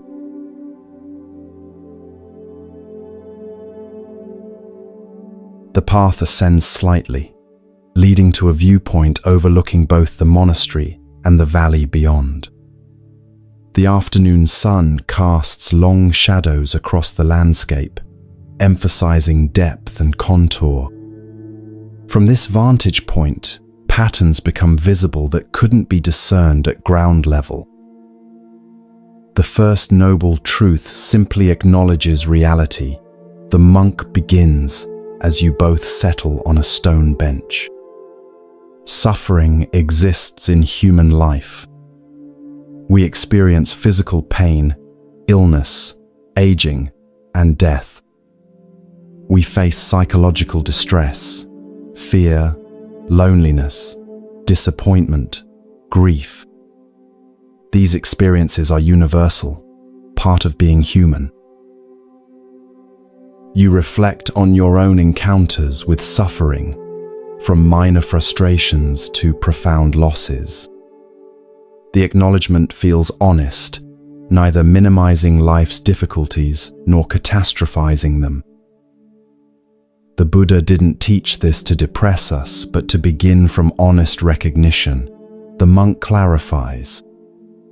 Much like a doctor must accurately diagnose an illness before offering treatment, we must squarely face suffering's reality before finding its cessation. A cool breeze passes through the garden, causing leaves to flutter and flowers to sway. Even this simple movement reminds you of the constant change inherent in all conditions. The second noble truth identifies why suffering happens. Your teacher continues. It arises from tanha, usually translated as craving or thirst, our habitual tendency to grasp at pleasant experiences and push away unpleasant ones. This explanation resonates with your experience. How often has suffering intensified not because of what happened, but because of your desperate wish that reality be different than it is? When we don't understand that everything happens for a reason, according to conditions, the monk explains, we take events personally. We demand that reality conform to our preferences. We cling to what's pleasant as if it could last forever. We fight against what's unpleasant as if rejection could make it disappear. The view from this height shows the monastery as part of a larger landscape, nested within mountains, forests, valleys, and sky. Similarly, your individual life exists within larger systems of cause and effect, stretching far beyond personal preferences. The third noble truth offers hope. The monk continues. When we understand that suffering arises from our relationship to experience, rather than from experience itself, we discover the possibility of liberation. If clinging creates suffering, release creates freedom. This teaching challenges conventional thinking. Most people seek happiness by trying to arrange external conditions perfectly, the right relationship, job, home, or achievements. But if suffering originates from how we relate to conditions rather than the conditions themselves, then freedom might be found through inner transformation rather than external control. The fourth noble truth provides the practical path. Your teacher explains.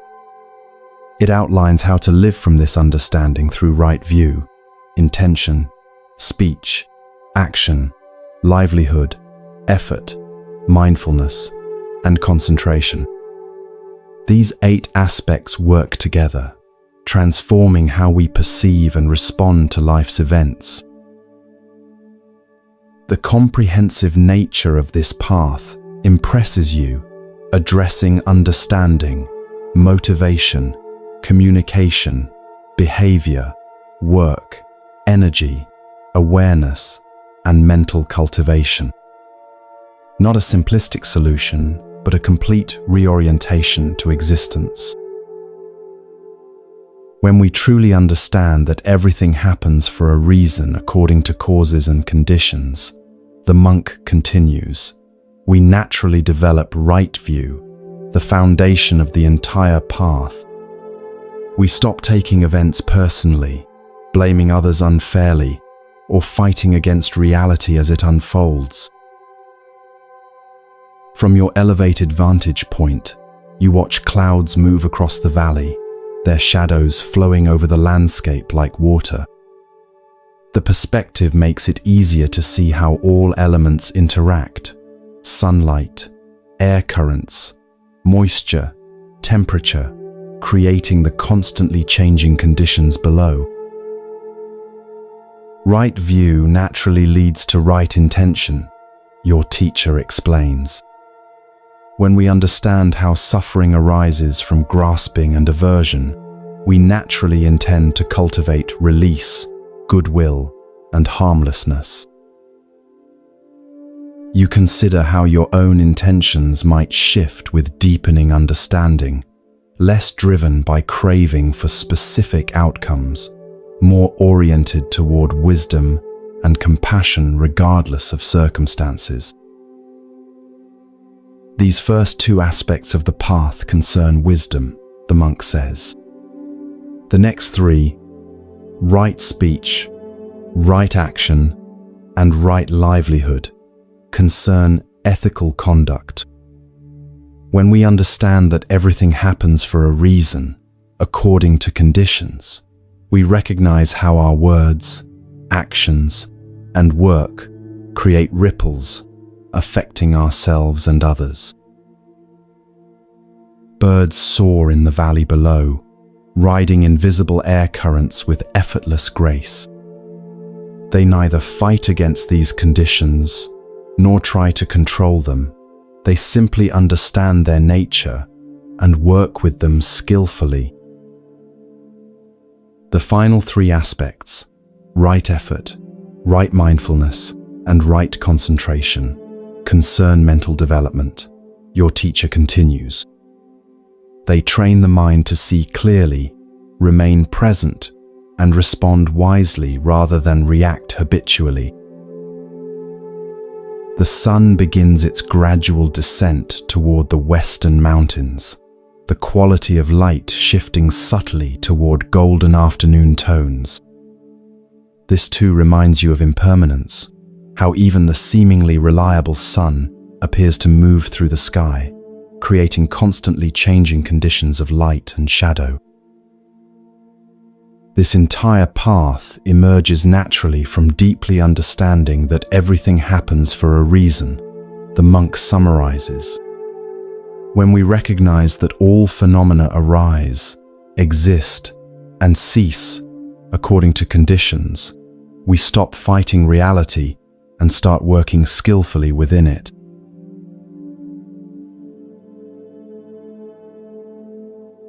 As you sit together absorbing these teachings, a temple bell rings in the distance, its clear tones signaling a transition in the monastery's daily schedule. Your teacher suggests returning to the main buildings for the afternoon meditation session. The teachings we've discussed are valuable intellectually, he explains as you descend the path, but their real power comes through direct experience in meditation practice. Back at the meditation hall, monks gather for the afternoon session.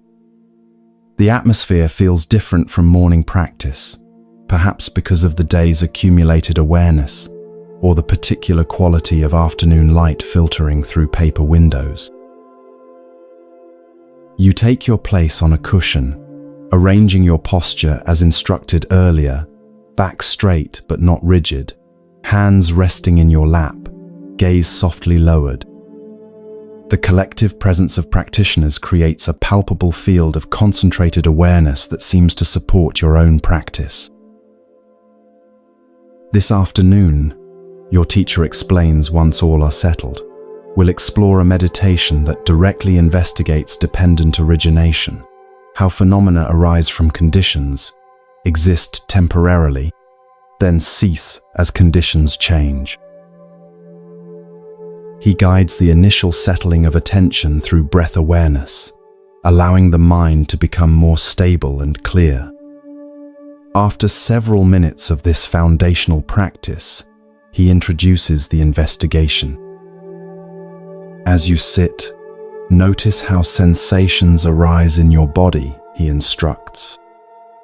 When you become aware of a particular sensation, perhaps pressure where you contact the cushion, or warmth in your hands, investigate its nature.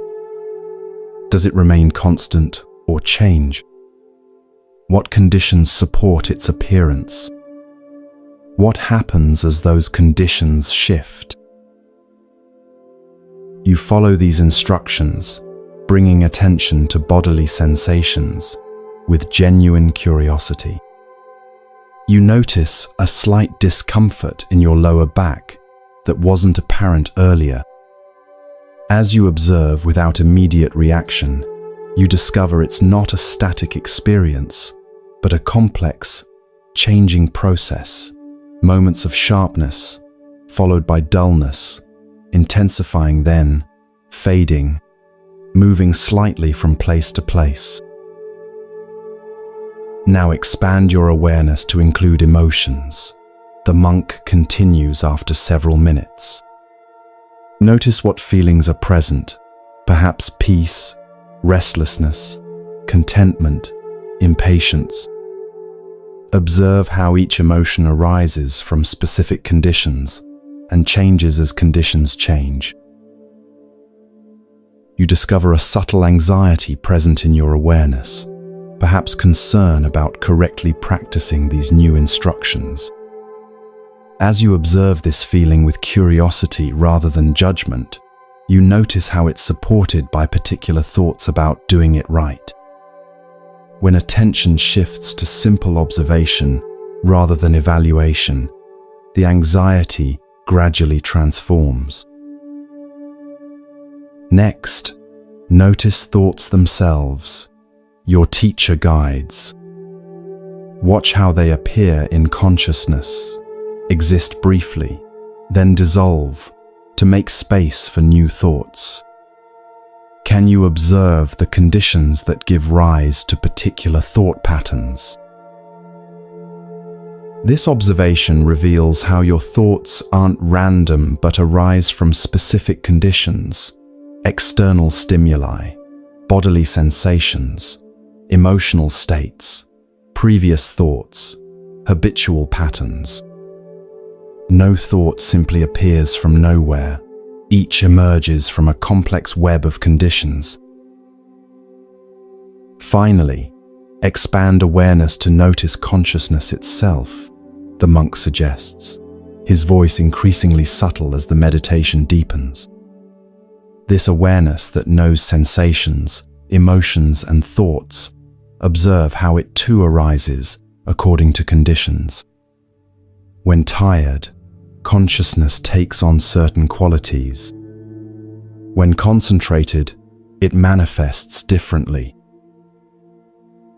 This level of observation feels more challenging yet somehow more spacious.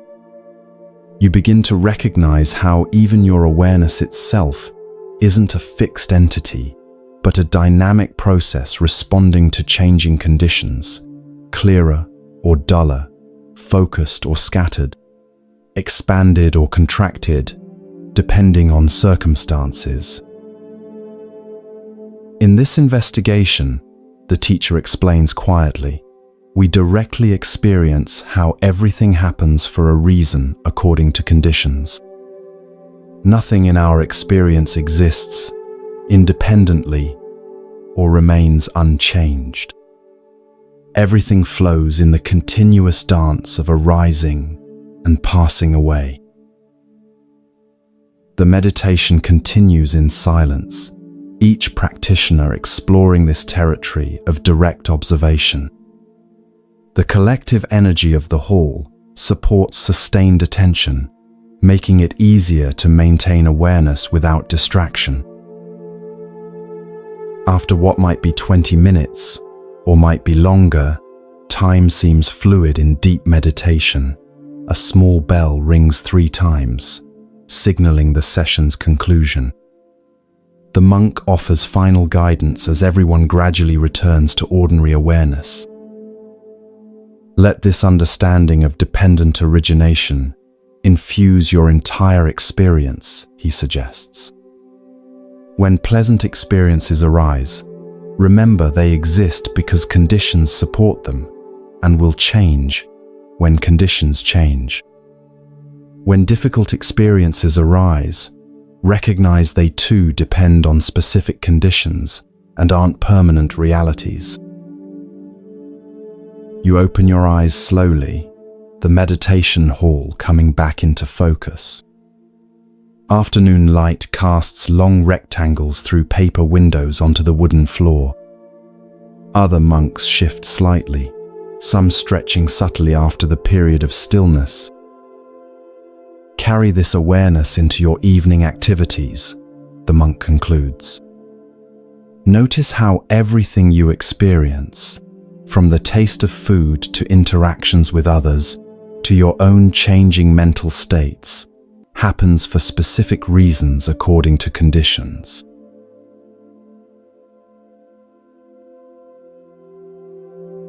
As monks disperse to various evening activities, your teacher invites you to join him for a walk outside the monastery walls. The surrounding forest offers another perspective on our teachings, he explains, as you pass through the main gate. The path descends gently through pine forest, the ground soft with needles that cushion each step. The air smells of resin and earth, rich and vitally alive. Birdsong provides an intermittent soundtrack to your walk, along with the subtle sounds of wind in branches and your own footsteps. Natural environments often make these teachings more accessible, the monk observes. Interconnection and impermanence are plainly visible here for anyone with eyes to see. You notice how different the forest feels from the carefully tended monastery gardens. Here, life expresses itself with less apparent order yet perfect ecological intelligence, dead trees becoming nurse logs for new growth, fungi decomposing fallen branches, insects and birds maintaining balance through their feeding patterns. In Buddhism, we don't see nature as separate from ourselves, your teacher explains as you walk. The same principles that govern these forest processes govern human experience. We too are natural systems responding to conditions. The path crosses a small stream via stepping stones. Recent rain has increased its flow, making the crossing require more careful attention. You focus on each stone as you progress, feeling how your movement adapts to these specific conditions. Every action we take resembles crossing this stream, the monk observes when you reach the other side. We respond to conditions as they are, not as we might wish them to be. The stones are placed as they are, the water flows as it does. Wisdom lies in working skillfully with these realities, rather than demanding they conform to our preferences. Further along, you encounter a fallen tree blocking the path. Rather than being cleared away, the tree has been incorporated into the trail. Steps cut into its trunk create a natural staircase over the obstacle. This demonstrates another aspect of wisdom, your teacher notes as you climb over the tree trunk. When conditions present obstacles, we can respond in different ways. We might fight against reality, demanding the obstacle be removed. We might give up, turning back from our path. Or we might work creatively with conditions as they are, finding a way forward that acknowledges reality while serving our purpose. The forest grows denser as you continue, the canopy filtering afternoon sunlight into dappled patterns on the forest floor. These shifting light patterns create an almost hypnotic effect as you walk, emphasizing the constant change inherent in all experience.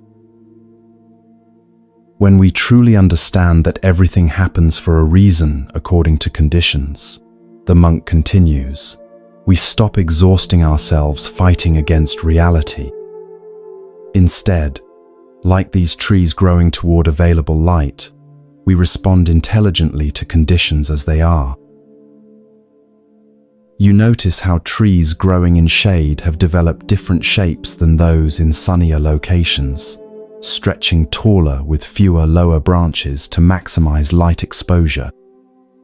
Each has adapted perfectly to its specific conditions.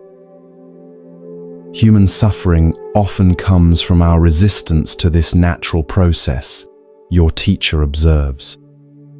We demand conditions be different than they are. We refuse to adapt, insisting reality should conform to our fixed ideas. We fight against change rather than flowing with it. The path emerges from dense forest into a small clearing where a flat rock formation creates a natural resting place. Your teacher suggests pausing here before returning to the monastery. The late afternoon sun warms the stone as you sit, creating a pleasant contrast to the cool forest air. Let me share a teaching story that illustrates why everything happens for a reason, the monk says, as you settle comfortably on the sun-warmed rock. It concerns how our limited perspective often prevents us from recognizing the deeper purpose within experiences, especially difficult ones. You prepare to listen, sensing that stories sometimes convey wisdom more effectively than abstract explanations.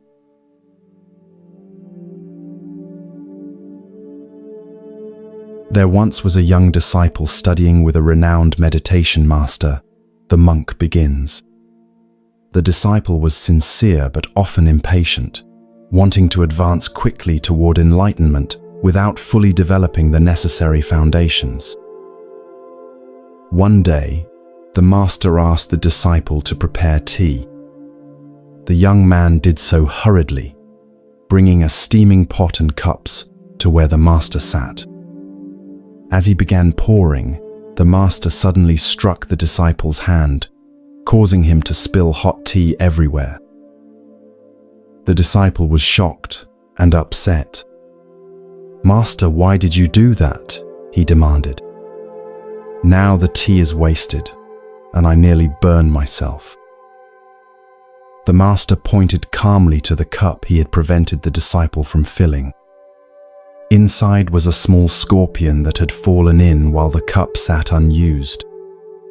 Had the disciple poured the tea, the scorpion would certainly have stung him when he lifted the cup to drink.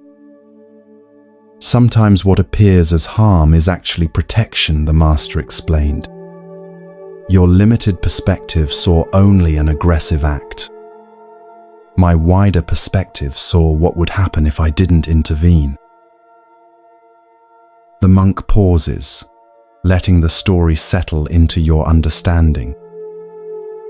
This simple tale holds multiple lessons, he continues.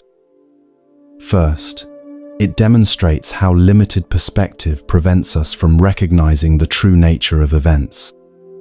What appears harmful from one viewpoint may serve a beneficial purpose from a wider perspective.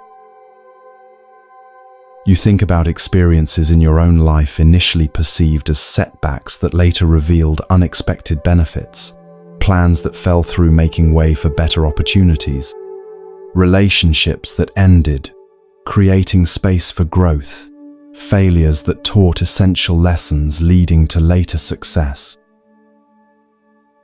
Second, the story reminds us that we rarely see the full web of causes and conditions affecting any situation, your teacher explains.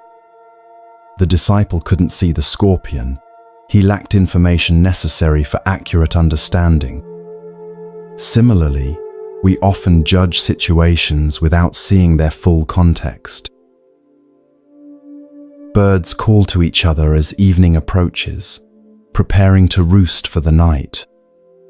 Their communication, incomprehensible to human ears, nonetheless serves perfectly within their own system of meaning, another reminder of how limited any single perspective must be. Finally, the story suggests that apparent setbacks often protect us from harm we cannot perceive, the monk concludes. The paths not taken, the opportunities missed, the relationships ended. These disappointments may actually be sheltering us from greater difficulties or clearing the way for more appropriate circumstances. This perspective offers a profound reframing of life's challenges, not as random misfortunes to be endured, but as meaningful redirections, guiding you toward what truly serves your development.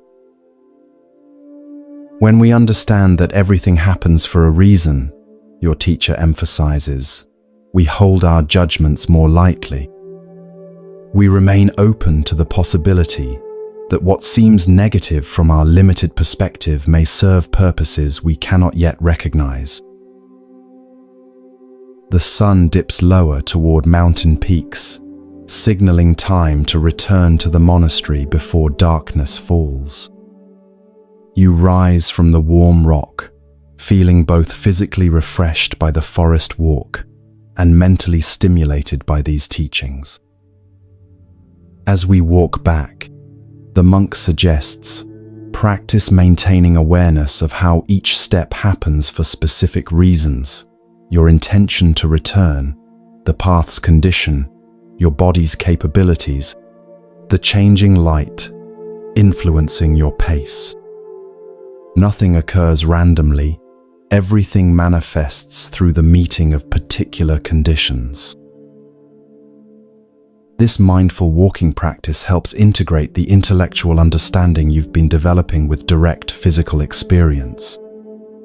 Each step involves countless factors coming together: muscle contractions, neurological signals, balance adjustments, visual processing, yet occurs as a seemingly simple, unified action. This same principle applies to all aspects of experience. Your teacher reminds you as you approach the monastery gates. From mundane activities like walking to profound spiritual insights, everything happens for specific reasons according to conditions.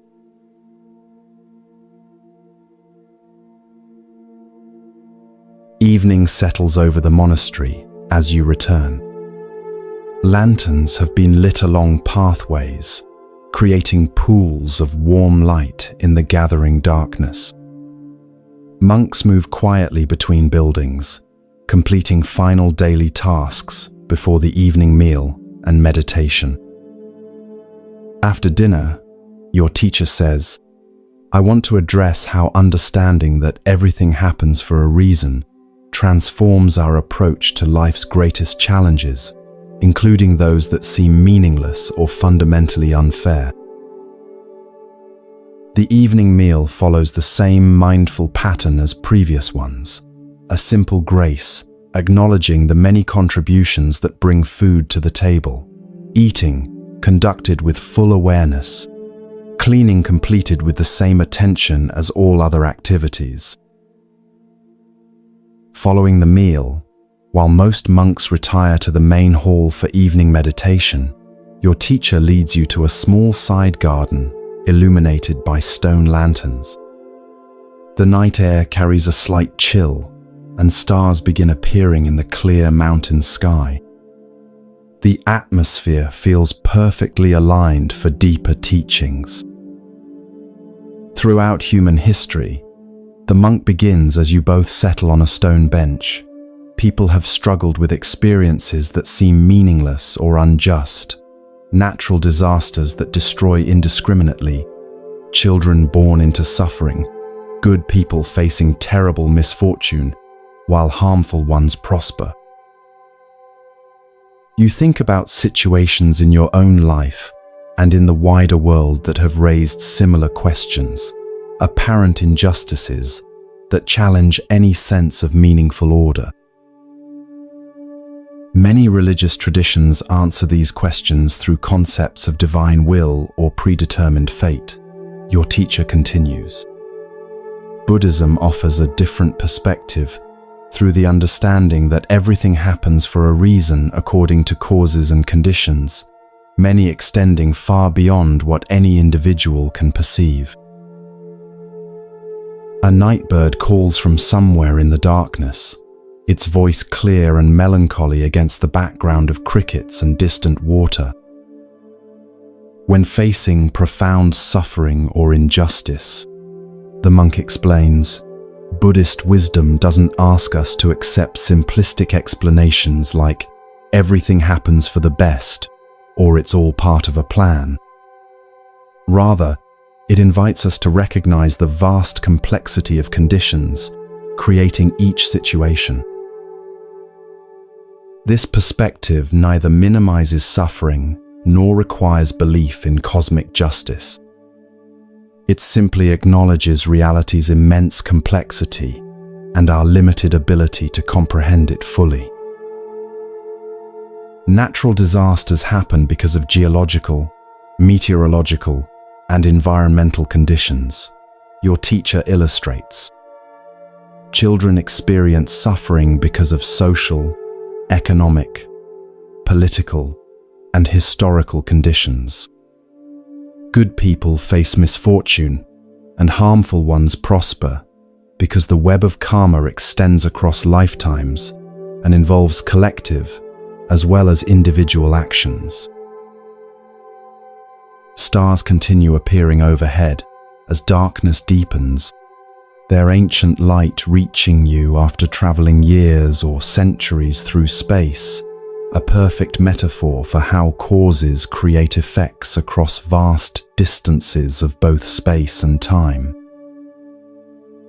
Understanding that everything happens for a reason according to conditions doesn't explain away suffering or make it disappear, the monk emphasizes.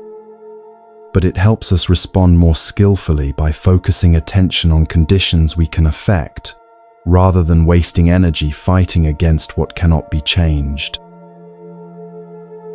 You consider how differently you might approach challenges with this perspective, less entangled in questions of why me, or demands for cosmic fairness, more engaged with understanding and addressing conditions within your influence.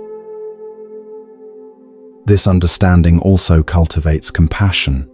Your teacher continues. When we recognize that all beings are responding to conditions, many beyond their conscious control, we hold less blame and judgment.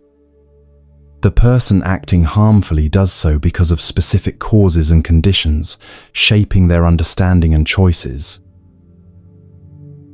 This doesn't mean excusing harmful behavior, but recognizing its conditioned nature, how factors like childhood experiences, cultural programming, neurological patterns, and environmental pressures shape actions that appear as free choices.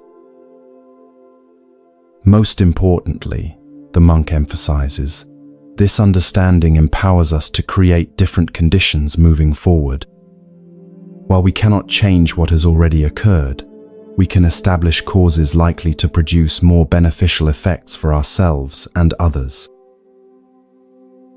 The stone lanterns cast gentle light that doesn't extend far into the surrounding darkness, like human understanding illuminating a small circle of the vast unknown. Yet this limited light provides enough to navigate the immediate environment safely. When facing life's greatest challenges, your teacher concludes, remember that understanding why everything happens for a reason isn't about passive acceptance but wise discernment. It helps us distinguish what can be changed from what must be accepted, then respond with both compassion for what is and commitment to creating more beneficial conditions for what will be.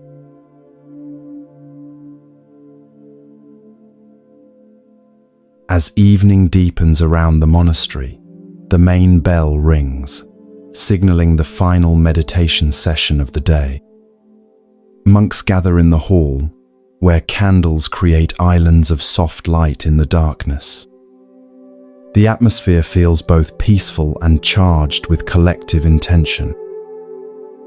For tonight's practice, your teacher explains as you take your place on a cushion, we'll explore how understanding that everything happens for a reason transforms our relationship with difficult emotions. The hall settles into silence as practitioners arrange themselves in meditation posture. Only the occasional sounds of shifting bodies and distant night creatures interrupt the profound quiet. Begin by settling awareness in the present moment, the monk instructs, his voice gentler than during daytime teachings. Notice your breath, your body sensations, the points of contact with the floor and cushion. Allow yourself to be fully here now. You follow these instructions, feeling how different evening meditation feels from morning or afternoon sessions. The body carries the day's accumulated experiences. The mind holds impressions and understandings from hours of practice and teaching. Now, bring to mind a moderately difficult situation from your life. Your teacher continues after several minutes of settling. Nothing overwhelming, but something that creates noticeable emotional reactivity, perhaps a misunderstanding with someone, a minor setback, or an ongoing challenge. You recall a recent work situation involving criticism that felt unfair at the time. Even remembering it now creates a subtle tightening in your chest and shoulders. Notice what emotions arise as you recall this situation. The monk guides. Don't suppress or analyze them. Simply observe with kind awareness. What feelings are present? Where do you experience them in your body? You discover a complex mixture: defensiveness, embarrassment, residual anger, manifesting as tension in your shoulders, a slight flush in your face, a knot in your stomach. These physical manifestations make the emotions tangibly real rather than abstract concepts. Now investigate the conditions supporting these emotions. Your teacher instructs. What thoughts accompany these feelings? What beliefs underlie your reaction? What past experiences might influence your present response? This investigation reveals how your emotional reaction depends on specific conditions: thoughts about being misunderstood, beliefs about fairness, previous experiences where criticism led to negative consequences. The emotion isn't a solid thing, but a process arising from these supporting conditions.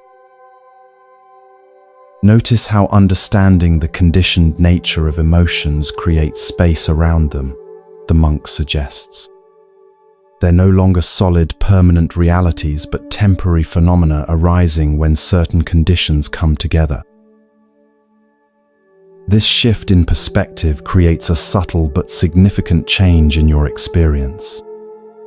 The emotions themselves don't disappear, but they become less overwhelming, less defining, more like weather passing through the sky of awareness than absolute truths about reality.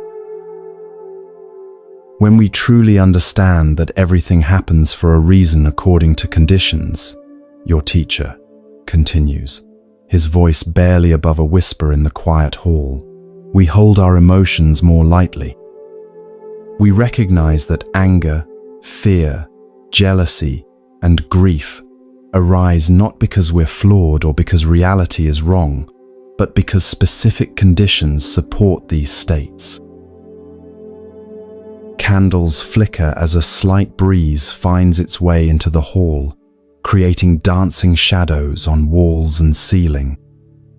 Like emotions, these shadows are real experiences but not solid realities, dependent on specific conditions of flame, air movement, and surfaces for their momentary existence. This understanding doesn't mean suppressing emotions or becoming coldly analytical about them, the monk clarifies. Rather, it allows us to experience feelings fully while recognizing their conditioned, impermanent nature. We neither repress nor indulge, we acknowledge with wisdom. You continue observing the emotional landscape arising from your recalled situation, noticing how awareness itself gradually changes the experience. The physical sensations begin shifting, tension softening, heat dissipating, constriction opening, not because you force change, but because sustained, non-reactive awareness itself creates new conditions.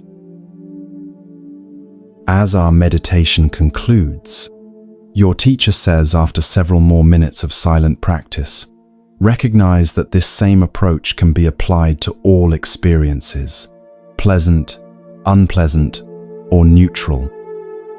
Everything we encounter, external or internal, happens for reasons according to conditions and changes as conditions change.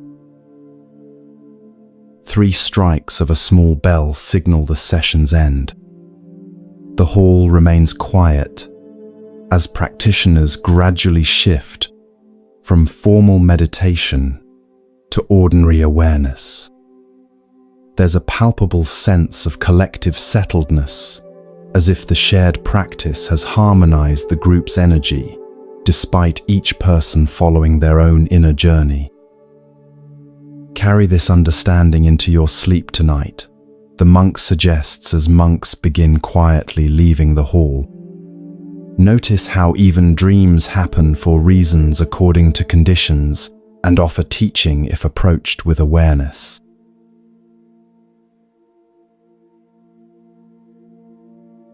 The evening rain continues gently as your teacher leads you toward the monastery's main hall for the final meditation session of your stay. Lanterns illuminate the pathways, their light reflected in puddles and wet surfaces, creating a dreamlike atmosphere of doubled illumination. Tonight's practice will help integrate all we've explored about why everything happens for a reason, the monk explains, as you walk together. We'll investigate how to carry this understanding beyond monastery walls into daily existence. Other monks gather for evening meditation, their movements unhurried yet purposeful. Despite the rain, there's no sense of inconvenience or complaint, just appropriate adjustments to current conditions. Watching this community navigate changing circumstances with such natural grace provides a living demonstration of the teachings you've been receiving. Inside the meditation hall, candles create islands of warm light in the darkness. The atmosphere feels both peaceful and charged with collective intention. You take your place on a cushion, arranging your posture with growing familiarity, back straight but not rigid, hands resting in your lap, gaze softly lowered. Begin by settling awareness in the present moment. Your teacher instructs once all are seated. Notice your breath, your body sensations, the points of contact with the floor and cushion. Allow yourself to be fully here now. You follow these instructions, noticing how different this feels from your initial meditation attempts. There's less struggle to concentrate, more natural presence with experience as it unfolds. Even wandering thoughts become opportunities for practice, rather than obstacles to it. As your awareness stabilizes, the monk continues after several minutes. Reflect on the central teaching we've explored. Everything happens for a reason, according to causes and conditions. Nothing arises independently, nothing exists separately, nothing occurs randomly. This understanding has gradually settled from intellectual concept to experiential reality through your time at the monastery. You've observed its truth in nature, in human interactions, in your own body and mind, everything manifesting through specific conditions coming together. Now, contemplate how you might integrate this understanding into your daily life beyond the monastery, your teacher suggests. Not as philosophy or belief, but as lived wisdom illuminating each experience. This brings your attention to practical application. How might this teaching transform your relationship with work challenges, difficult relationships, personal habits, unexpected circumstances, all the complex conditions comprising ordinary existence? First, consider how understanding dependent origination affects how you perceive problems. The monk guides. When difficulties arise, rather than seeing them as random obstacles or personal punishments, you might investigate what conditions created them and what conditions might transform them. You imagine applying this approach to challenges awaiting your return, seeing them not as solid, independent entities, but as processes arising from specific conditions, many of which might be addressable through wise action. Next, contemplate how this understanding transforms your relationship with other people. Your teacher continues. When someone acts in ways that create difficulty, rather than judging them based on isolated behavior, you might recognize their actions as arising from their own complex conditioning, just as yours arise from yours. This perspective doesn't excuse harmful behavior, but creates space for seeing people more completely, understanding rather than merely reacting to their actions. Such understanding naturally cultivates compassion rather than judgment. Also consider how recognizing that everything happens for a reason affects your relationship with your own thoughts and emotions, the monk suggests. When difficult states arise, rather than identifying with them as me or mine, you might observe them as conditioned processes, arising when specific factors come together. This approach offers liberation from being controlled by mental and emotional states, not by suppressing them, but by understanding their conditioned nature and therefore holding them more lightly. Finally, contemplate how this understanding transforms your approach to creating positive change. Your teacher instructs. Rather than forcing outcomes through rigid will or abandoning responsibility through passivity, you might work skillfully with conditions as they are, while introducing beneficial new conditions. This balanced middle way avoids both controlling struggle and resigned acceptance, offering instead intelligent cooperation with reality's fluid processes. As the meditation continues in silence, you explore these applications, imagining how different life might be when viewed through this lens of understanding. Not that external circumstances would magically transform, but your relationship with those circumstances might change profoundly. After what might be 20 minutes, or might be longer, time seems fluid in deep meditation. A small bell rings 3 times, signaling the session's conclusion. Your teacher offers final guidance as the hall gradually returns to ordinary activity. As you prepare to leave tomorrow, he says, remember that this understanding is always available to you, regardless of external circumstances. Everything happening for a reason according to conditions isn't something you believe or don't believe.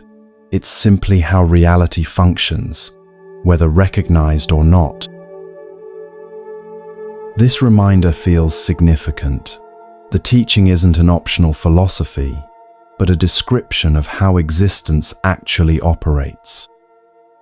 Your recognition or non-recognition doesn't change reality, but it profoundly affects how you experience and navigate that reality. Carry this wisdom with you like an internal compass, the monk suggests as the meditation hall slowly empties. Let it guide your responses to whatever conditions you encounter.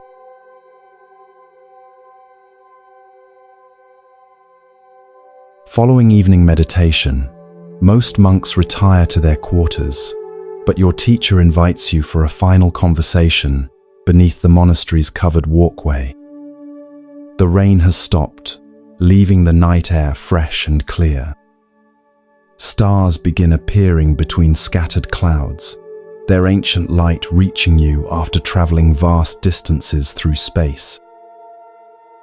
Before you rest tonight, the monk says, as you settle on a simple wooden bench, I want to address some common misunderstandings about what it means that everything happens for a reason.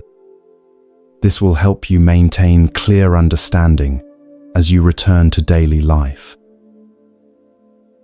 You welcome this clarification, aware that subtle misinterpretations might significantly alter how you apply these teachings.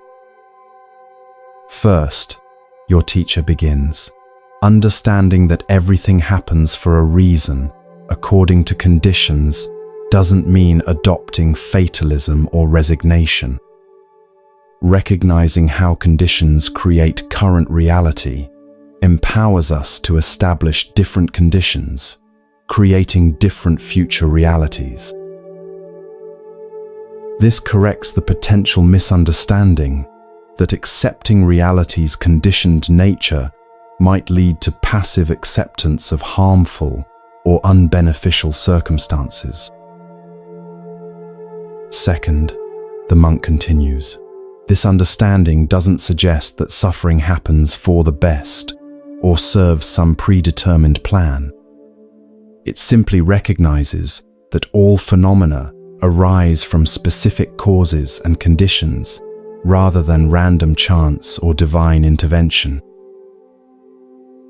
This clarification addresses the common confusion between Buddhist dependent origination and certain religious notions of fate or divine purpose. Third, your teacher emphasizes recognizing that others' actions arise from their conditioning doesn't mean excusing harmful behavior or abandoning appropriate boundaries. Understanding causes doesn't preclude wise response, including protecting yourself and others from harm. This addresses the misconception that compassion based on understanding others' conditioning might lead to unhealthy acceptance of mistreatment. Fourth, the monk continues, understanding karma, how actions create consequences, doesn't mean blaming victims for their suffering. Most conditions creating any situation extend far beyond individual choice, involving collective, historical, environmental, and countless other factors beyond personal control. This corrects a particularly harmful misinterpretation that sometimes leads people to dismiss others' suffering as deserved or self-created. Finally, your teacher concludes, this teaching doesn't ask you to stop having preferences or desires for positive change. It simply suggests holding these preferences with wisdom rather than rigid demand, recognizing the difference between wanting reality to be different and refusing to accept it as it currently is. Night air feels increasingly cool against your skin, another simple reminder of how all experience depends on specific conditions, in this case temperature, moisture, and physical sensation. As you integrate these teachings, the monk advises, be patient with yourself. Understanding that everything happens for a reason, according to conditions, is simple in concept, but profound in application. It takes time and practice for this wisdom to permeate all aspects of experience. Stars continue appearing as clouds disperse, revealing more of the vast cosmic expanse above the monastery. The scale of space visible on this clear mountain night offers another perspective on dependent origination, how even celestial bodies and cosmic processes arise, exist, and cease according to specific conditions. Remember that the purpose of understanding why everything happens for a reason isn't to reach perfect comprehension of all conditions. Your teacher emphasizes That would be impossible given reality's immense complexity. The purpose is practical, to reduce suffering and increase wisdom in how you relate to life as it unfolds. This reminder feels liberating. You don't need to understand every causal factor in every situation. You simply need enough clarity to respond more skillfully and suffer less unnecessarily. Tomorrow as you leave, the monk says, carry 3 questions that can help maintain this understanding in daily life. What conditions led to this situation? What would happen if I resist this reality? What response would create more positive conditions moving forward? These practical questions distill the teaching's essence into an applicable form, a compass for navigating complex situations with greater wisdom. Now rest well, your teacher concludes, with a gentle bow. Tomorrow brings the opportunity to practice these teachings in new conditions. Remember that everything, even sleep, even dreams, happens according to specific causes and conditions, and offers wisdom if approached with awareness.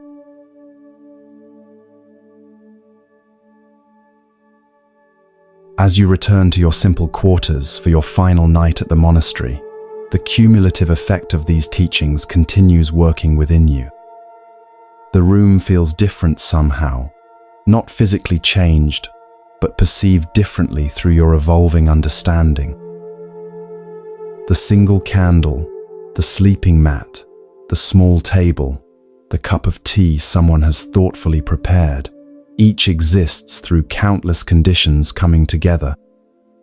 Their apparent solidity dissolves somewhat when perceived as processes rather than fixed objects. You prepare for sleep, reflecting on the extraordinary amount of wisdom shared during your brief stay. The teachings on dependent origination, how everything happens for specific reasons according to conditions, feel simultaneously vast in implications and immediately practical in application. Sleep approaches gradually, your awareness moving between alert contemplation and dreamy pre-sleep states. In this liminal space, the monastery's teachings continue processing themselves, integrating at levels beyond conscious thought. Your final coherent reflection before drifting into sleep centers on gratitude for the monks who've preserved these teachings across centuries, for your teacher's skillful guidance, for the fortunate conditions that brought you to this place of learning. This gratitude itself arises from specific conditions, exposure to wisdom, recognition of its value, the human capacity for appreciation. Sleep comes easily, deeper, and more peaceful than usual. For the first time in years, you're not fighting against reality, but learning to flow with it.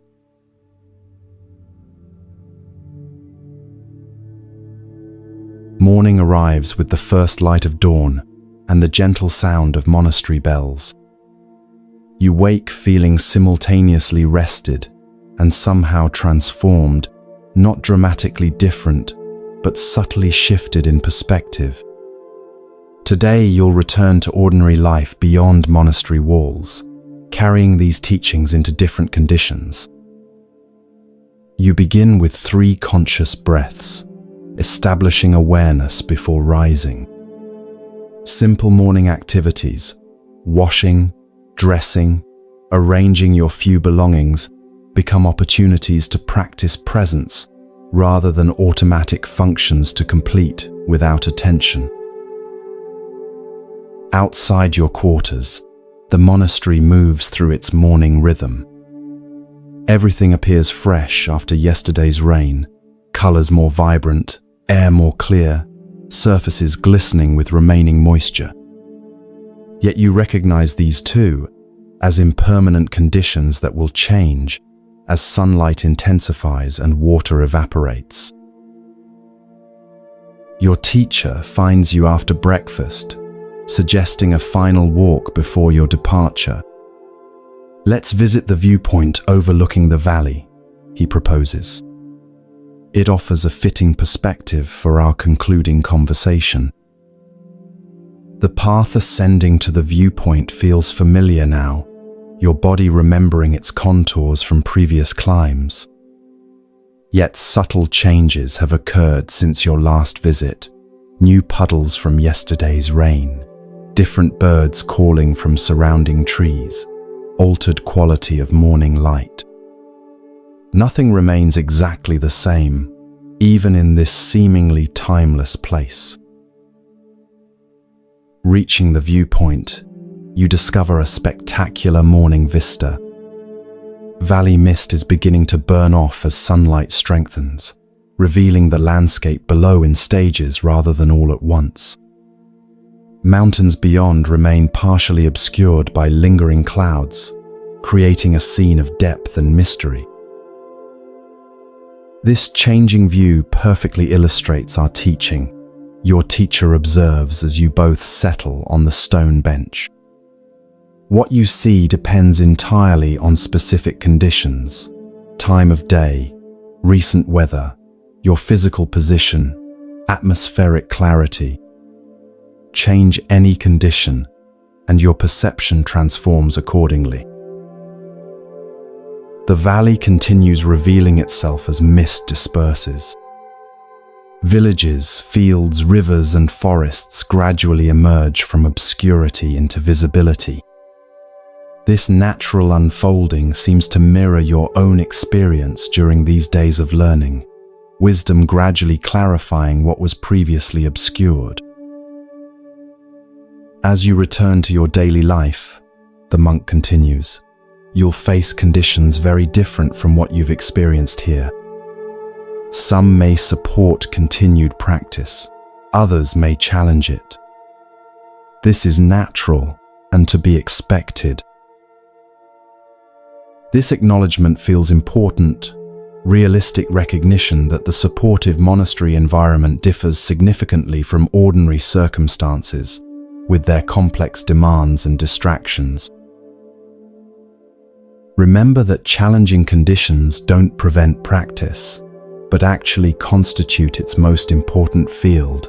Your teacher emphasizes. Anyone can maintain awareness in a quiet monastery. The true test comes amid difficulty, distraction, and competing demands. This perspective transforms potential obstacles into opportunities, seeing difficult conditions not as barriers to practice, but as its essential material. When you feel overwhelmed by life's complexity, the monk advises, return to simple awareness of breathing. This immediate experience is always available, regardless of external circumstances. From this foundation, you can expand to include wider awareness of how everything happens for a reason according to conditions. The practical simplicity of this guidance feels like a lifeline. When confused by complexity, return to immediacy. When lost in abstractions, ground in direct experience. Also, remember that you don't need to perfectly maintain this understanding at all times, your teacher adds with a gentle smile. That expectation itself creates suffering through unrealistic demands. When you forget and become caught in reactivity, as all practitioners sometimes do, simply recognize what's happening and return to awareness without self-judgment. This permission for imperfect practice feels liberating, removing the additional burden of expecting flawless implementation. The path includes moments of forgetfulness, naturally followed by remembering. Finally, the monk says, consider finding others who share interest in these teachings. Community support makes integration much easier than practicing in isolation. Even connecting with fellow practitioners occasionally can significantly sustain your understanding during challenging periods. Birds soar in the valley below, riding morning thermals with effortless grace. They neither fight against these invisible air currents, nor try to control them. They simply understand their nature and work with them skillfully. Their flight embodies the very wisdom you've been exploring, fluid cooperation with conditions rather than struggle against them. Before we return to prepare for your departure, your teacher says, "Do you have any final questions about these teachings?" You consider carefully, wanting to use this opportunity wisely. How will I know if I'm truly understanding that everything happens for a reason versus just intellectually grasping the concept? The monk nods appreciatively. Excellent question. There are several signs of deepening understanding. You'll notice less reactivity to difficult circumstances, fewer automatic patterns of blame, resentment, or prolonged distress. You'll experience greater equanimity amid changing conditions, less desperate grasping at pleasant experiences, or frantic avoidance of unpleasant ones. You'll find increasing creativity in responding to challenges, seeing more options beyond fight, flight, or freeze. Most importantly, you'll suffer less unnecessarily, still experiencing life's natural pains, but without the additional layers of resistance, personalization, and elaborate meaning-making that intensify distress. His answer provides practical benchmarks for assessing your progress without creating additional expectations to struggle toward. The signs emerge naturally from deepening understanding rather than requiring forced effort. One more question, you venture. What if I find myself in circumstances where applying these teachings feels impossible? When conditions seem overwhelmingly difficult? Another excellent question, your teacher responds. In particularly challenging times, simplify your practice. Don't expect complete equanimity or perfect understanding.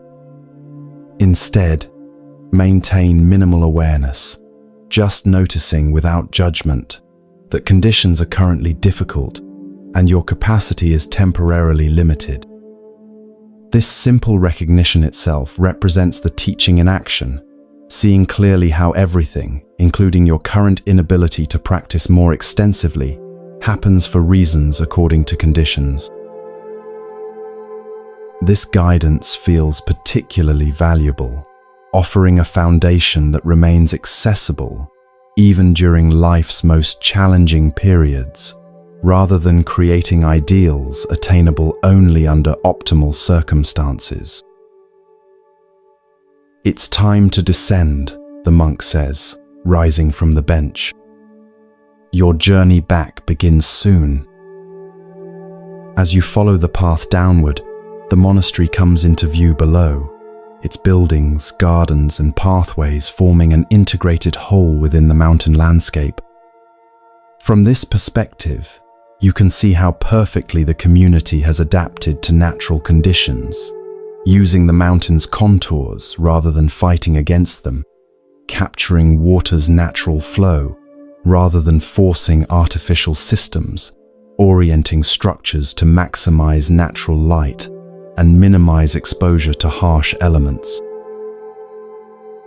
The monastery itself embodies our teaching, your teacher observes, noting your gaze. Over centuries, practitioners have created this place by working with, rather than against conditions. The result is harmony rather than perpetual struggle. Upon returning, you gather your few belongings and prepare for departure.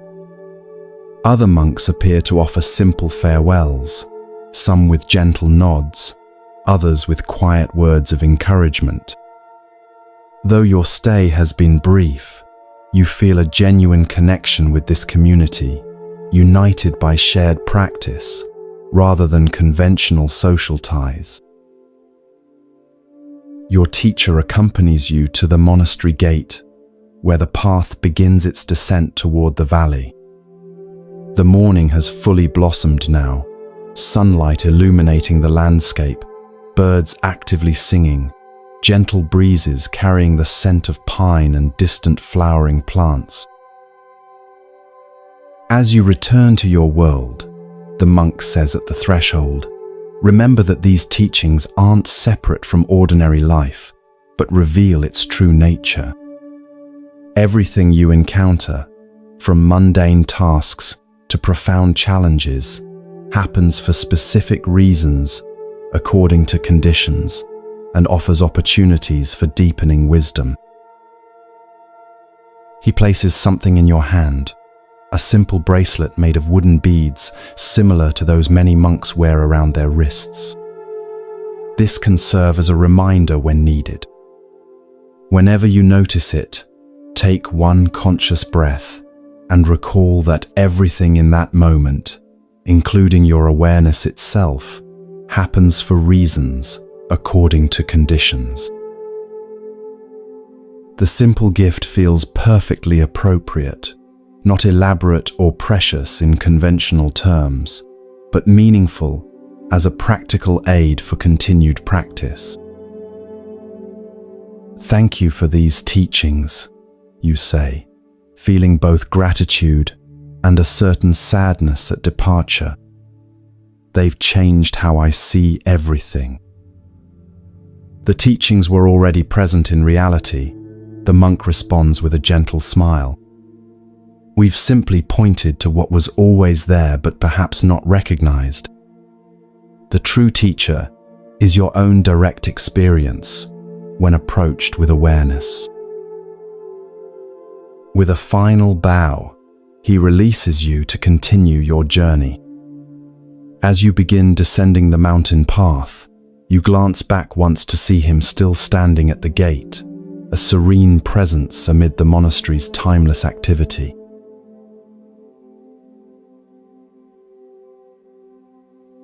The path down the mountain offers its own opportunities for practice.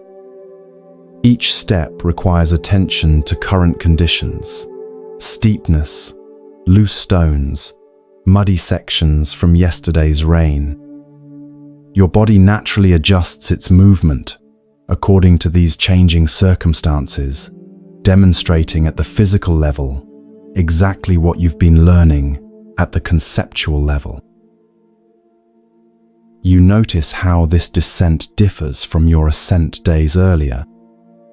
Then, your mind was filled with expectations, questions, perhaps anxiety about what you would find.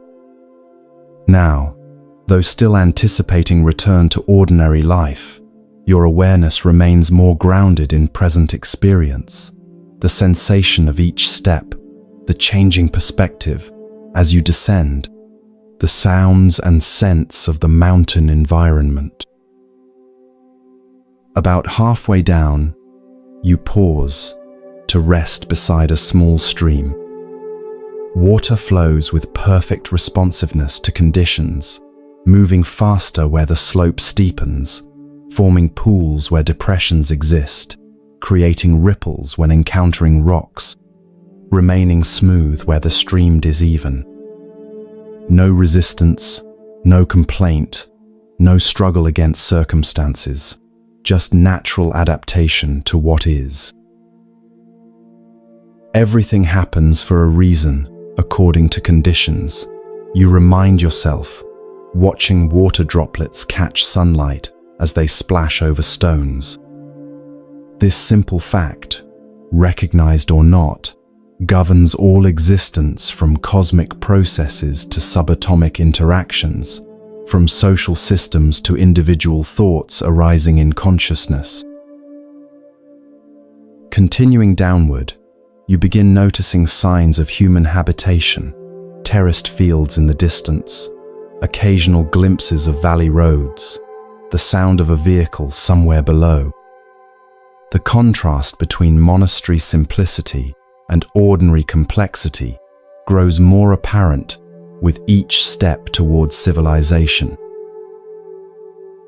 Yet, rather than creating anxiety, this transition feels more like an opportunity to apply what you've learned in different circumstances. The monastery provided optimal conditions for recognizing these teachings, but their true value emerges in navigating everyday complexities with greater wisdom and less unnecessary suffering.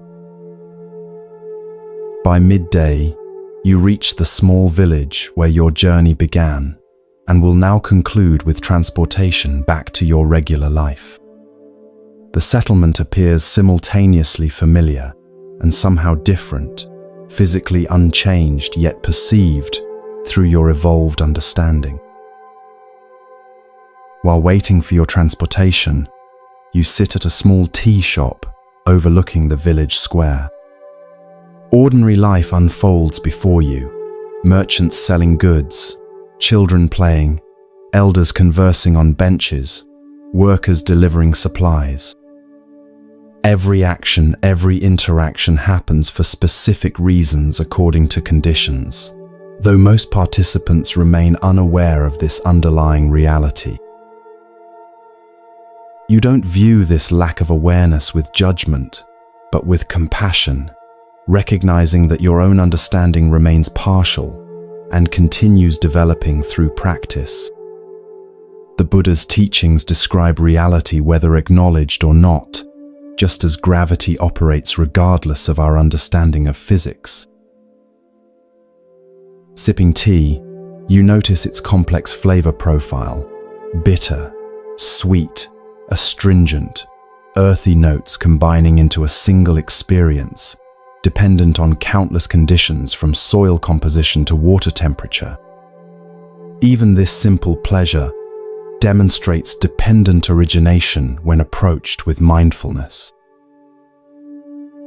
Your transportation arrives, marking the final transition from retreat back to regular existence. As you board, you silently reaffirm your intention to carry these teachings forward, not as abstract philosophy, but as lived wisdom illuminating each experience. The vehicle begins moving, monastery mountains gradually receding in the distance.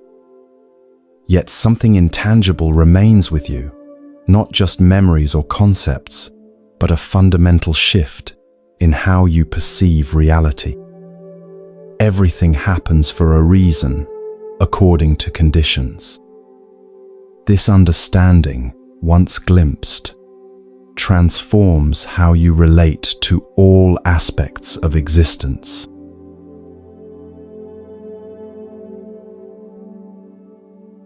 As your journey continues, villages and fields gradually transition to busier roads and eventually urban environments. The contrast between monastery simplicity and modern complexity grows increasingly apparent. Traffic, advertisements, people rushing through complicated lives, technological distractions everywhere. Yet rather than feeling overwhelmed by this transition, you find yourself observing with new awareness. Each element of this complex environment exists for specific reasons according to conditions, the traffic patterns emerging from collective transportation needs, advertisements reflecting economic systems and psychological conditioning, people's hurried movements arising from cultural programming about productivity and time.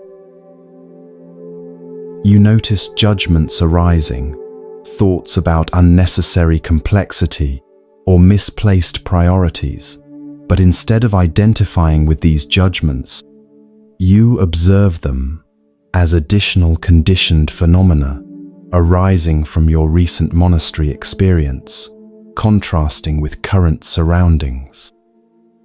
This awareness itself demonstrates the teaching in action. Your transportation continues toward your final destination, passing through landscapes shaped by human activity. Even ecological damage, visible in certain areas, reflects dependent origination, harmful conditions created through specific causes, including ignorance, greed, and complex economic pressures. Recognition brings sadness, but also clarity about how different conditions might create more beneficial outcomes. As familiar surroundings appear, signaling imminent return to your regular life, you mentally review key teachings to carry forward. Everything, absolutely everything, happens for specific reasons according to conditions. Suffering arises primarily from resistance to reality as it is, not from circumstances themselves.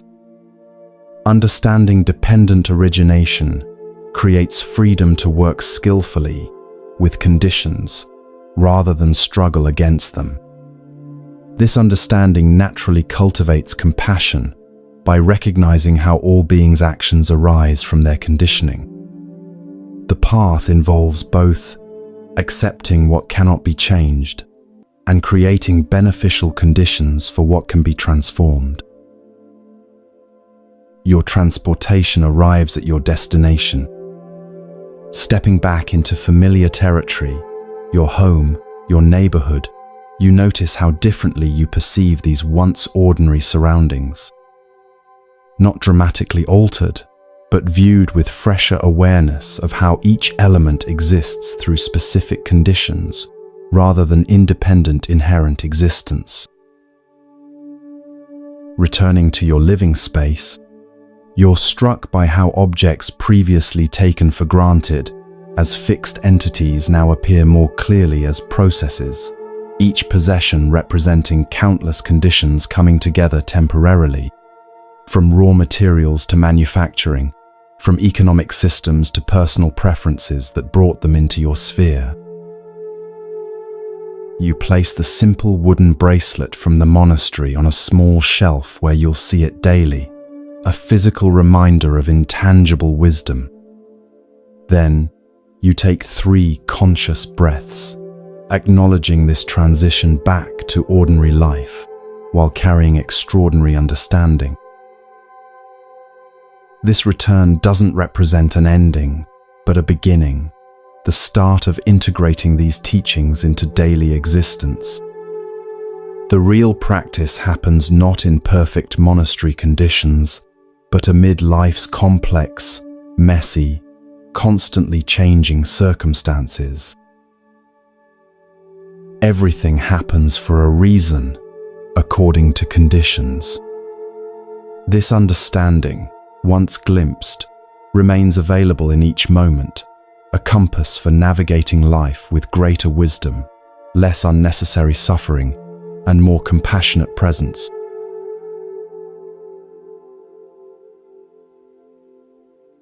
Three months have passed since your monastery stay. Ordinary life has resumed its rhythm, yet subtle shifts in perspective persist, moments of clarity amid routine activities, instances of equanimity during challenges, expanding capacity to see situations through the lens of dependent origination. You're washing dishes one evening, when awareness suddenly sharpens. The simple activity, warm water, soap, repetitive movement, becomes extraordinarily vivid. You notice how each element exists through specific conditions. Water heated by systems depending on infrastructure and energy sources, dishes dirtied through eating food itself, dependent on countless agricultural and distribution factors, your very presence at the sink, resulting from myriad decisions and circumstances stretching back through time. This ordinary moment transforms into direct experience of the teaching. Everything happens for a reason, according to conditions. Not intellectual understanding, but immediate recognition, penetrating every aspect of sensory experience. The wooden bracelet from the monastery rests on your wrist, though in this moment you don't need its reminder. Later that week, an unexpected difficulty arises at work. A project fails despite careful planning, creating potential professional consequences. Initial reactions appear automatically: frustration, worry, self-criticism, blame. Yet alongside these responses, new awareness emerges, recalling your teacher's guidance. What conditions led to this situation? You investigate with curiosity rather than judgment, recognizing factors beyond anyone's complete control or foresight. What would happen if you resist this reality? You notice how fighting against what has already occurred creates additional suffering beyond the natural disappointment of unmet expectations. What response would create more positive conditions moving forward? Rather than dwelling in reactivity, you focus attention on skillful next steps, given current circumstances.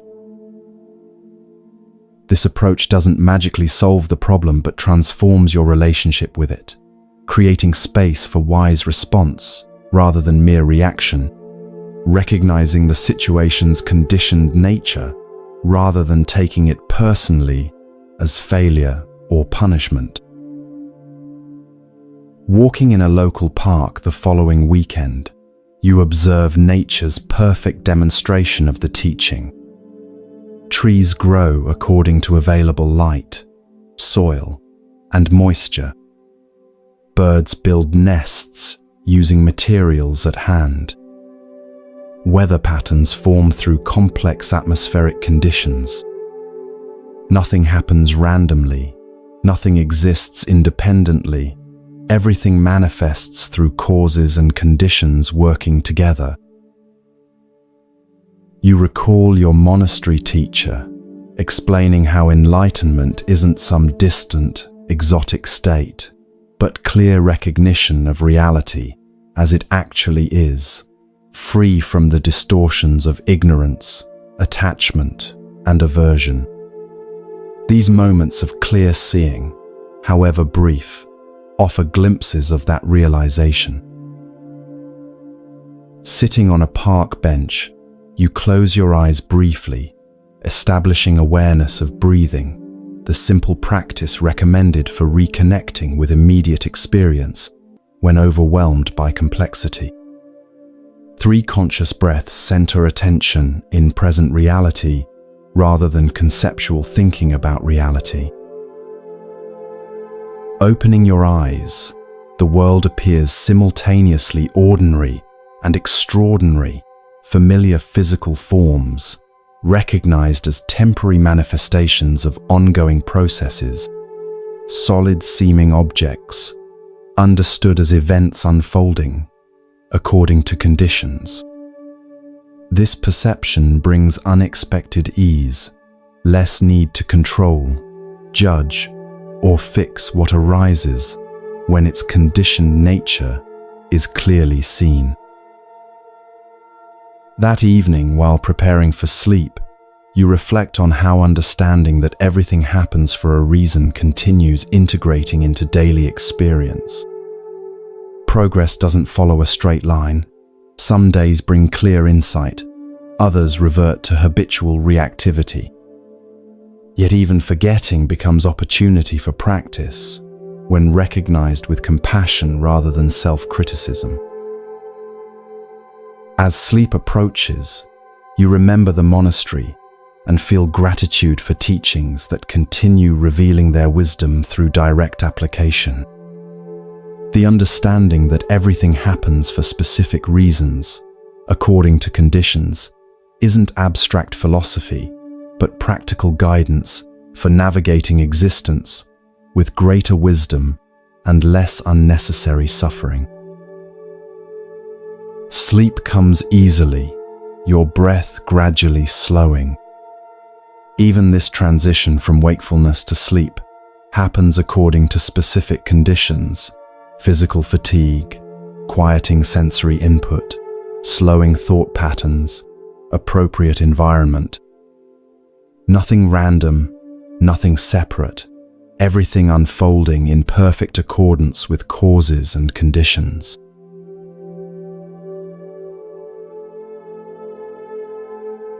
As we conclude this immersive exploration of Buddhist wisdom, consider how these teachings might illuminate your own experience. The understanding that everything happens for a reason according to conditions doesn't require belief or faith, only careful observation of life as it actually unfolds moment by moment. This wisdom tradition offers not escape from reality but clearer engagement with it, recognizing how suffering arises from resistance to what is, how freedom emerges from working skillfully with conditions rather than fighting against them, how compassion naturally develops when we understand the conditioned nature of all behavior, including our own. Whether you're listening to these teachings while falling asleep or during quieter waking hours, allow this understanding to permeate your awareness.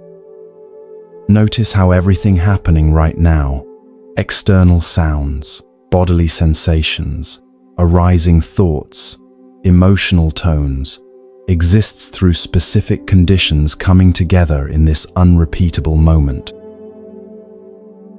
The path isn't about achieving some perfect future state, but recognizing what's already true about existence.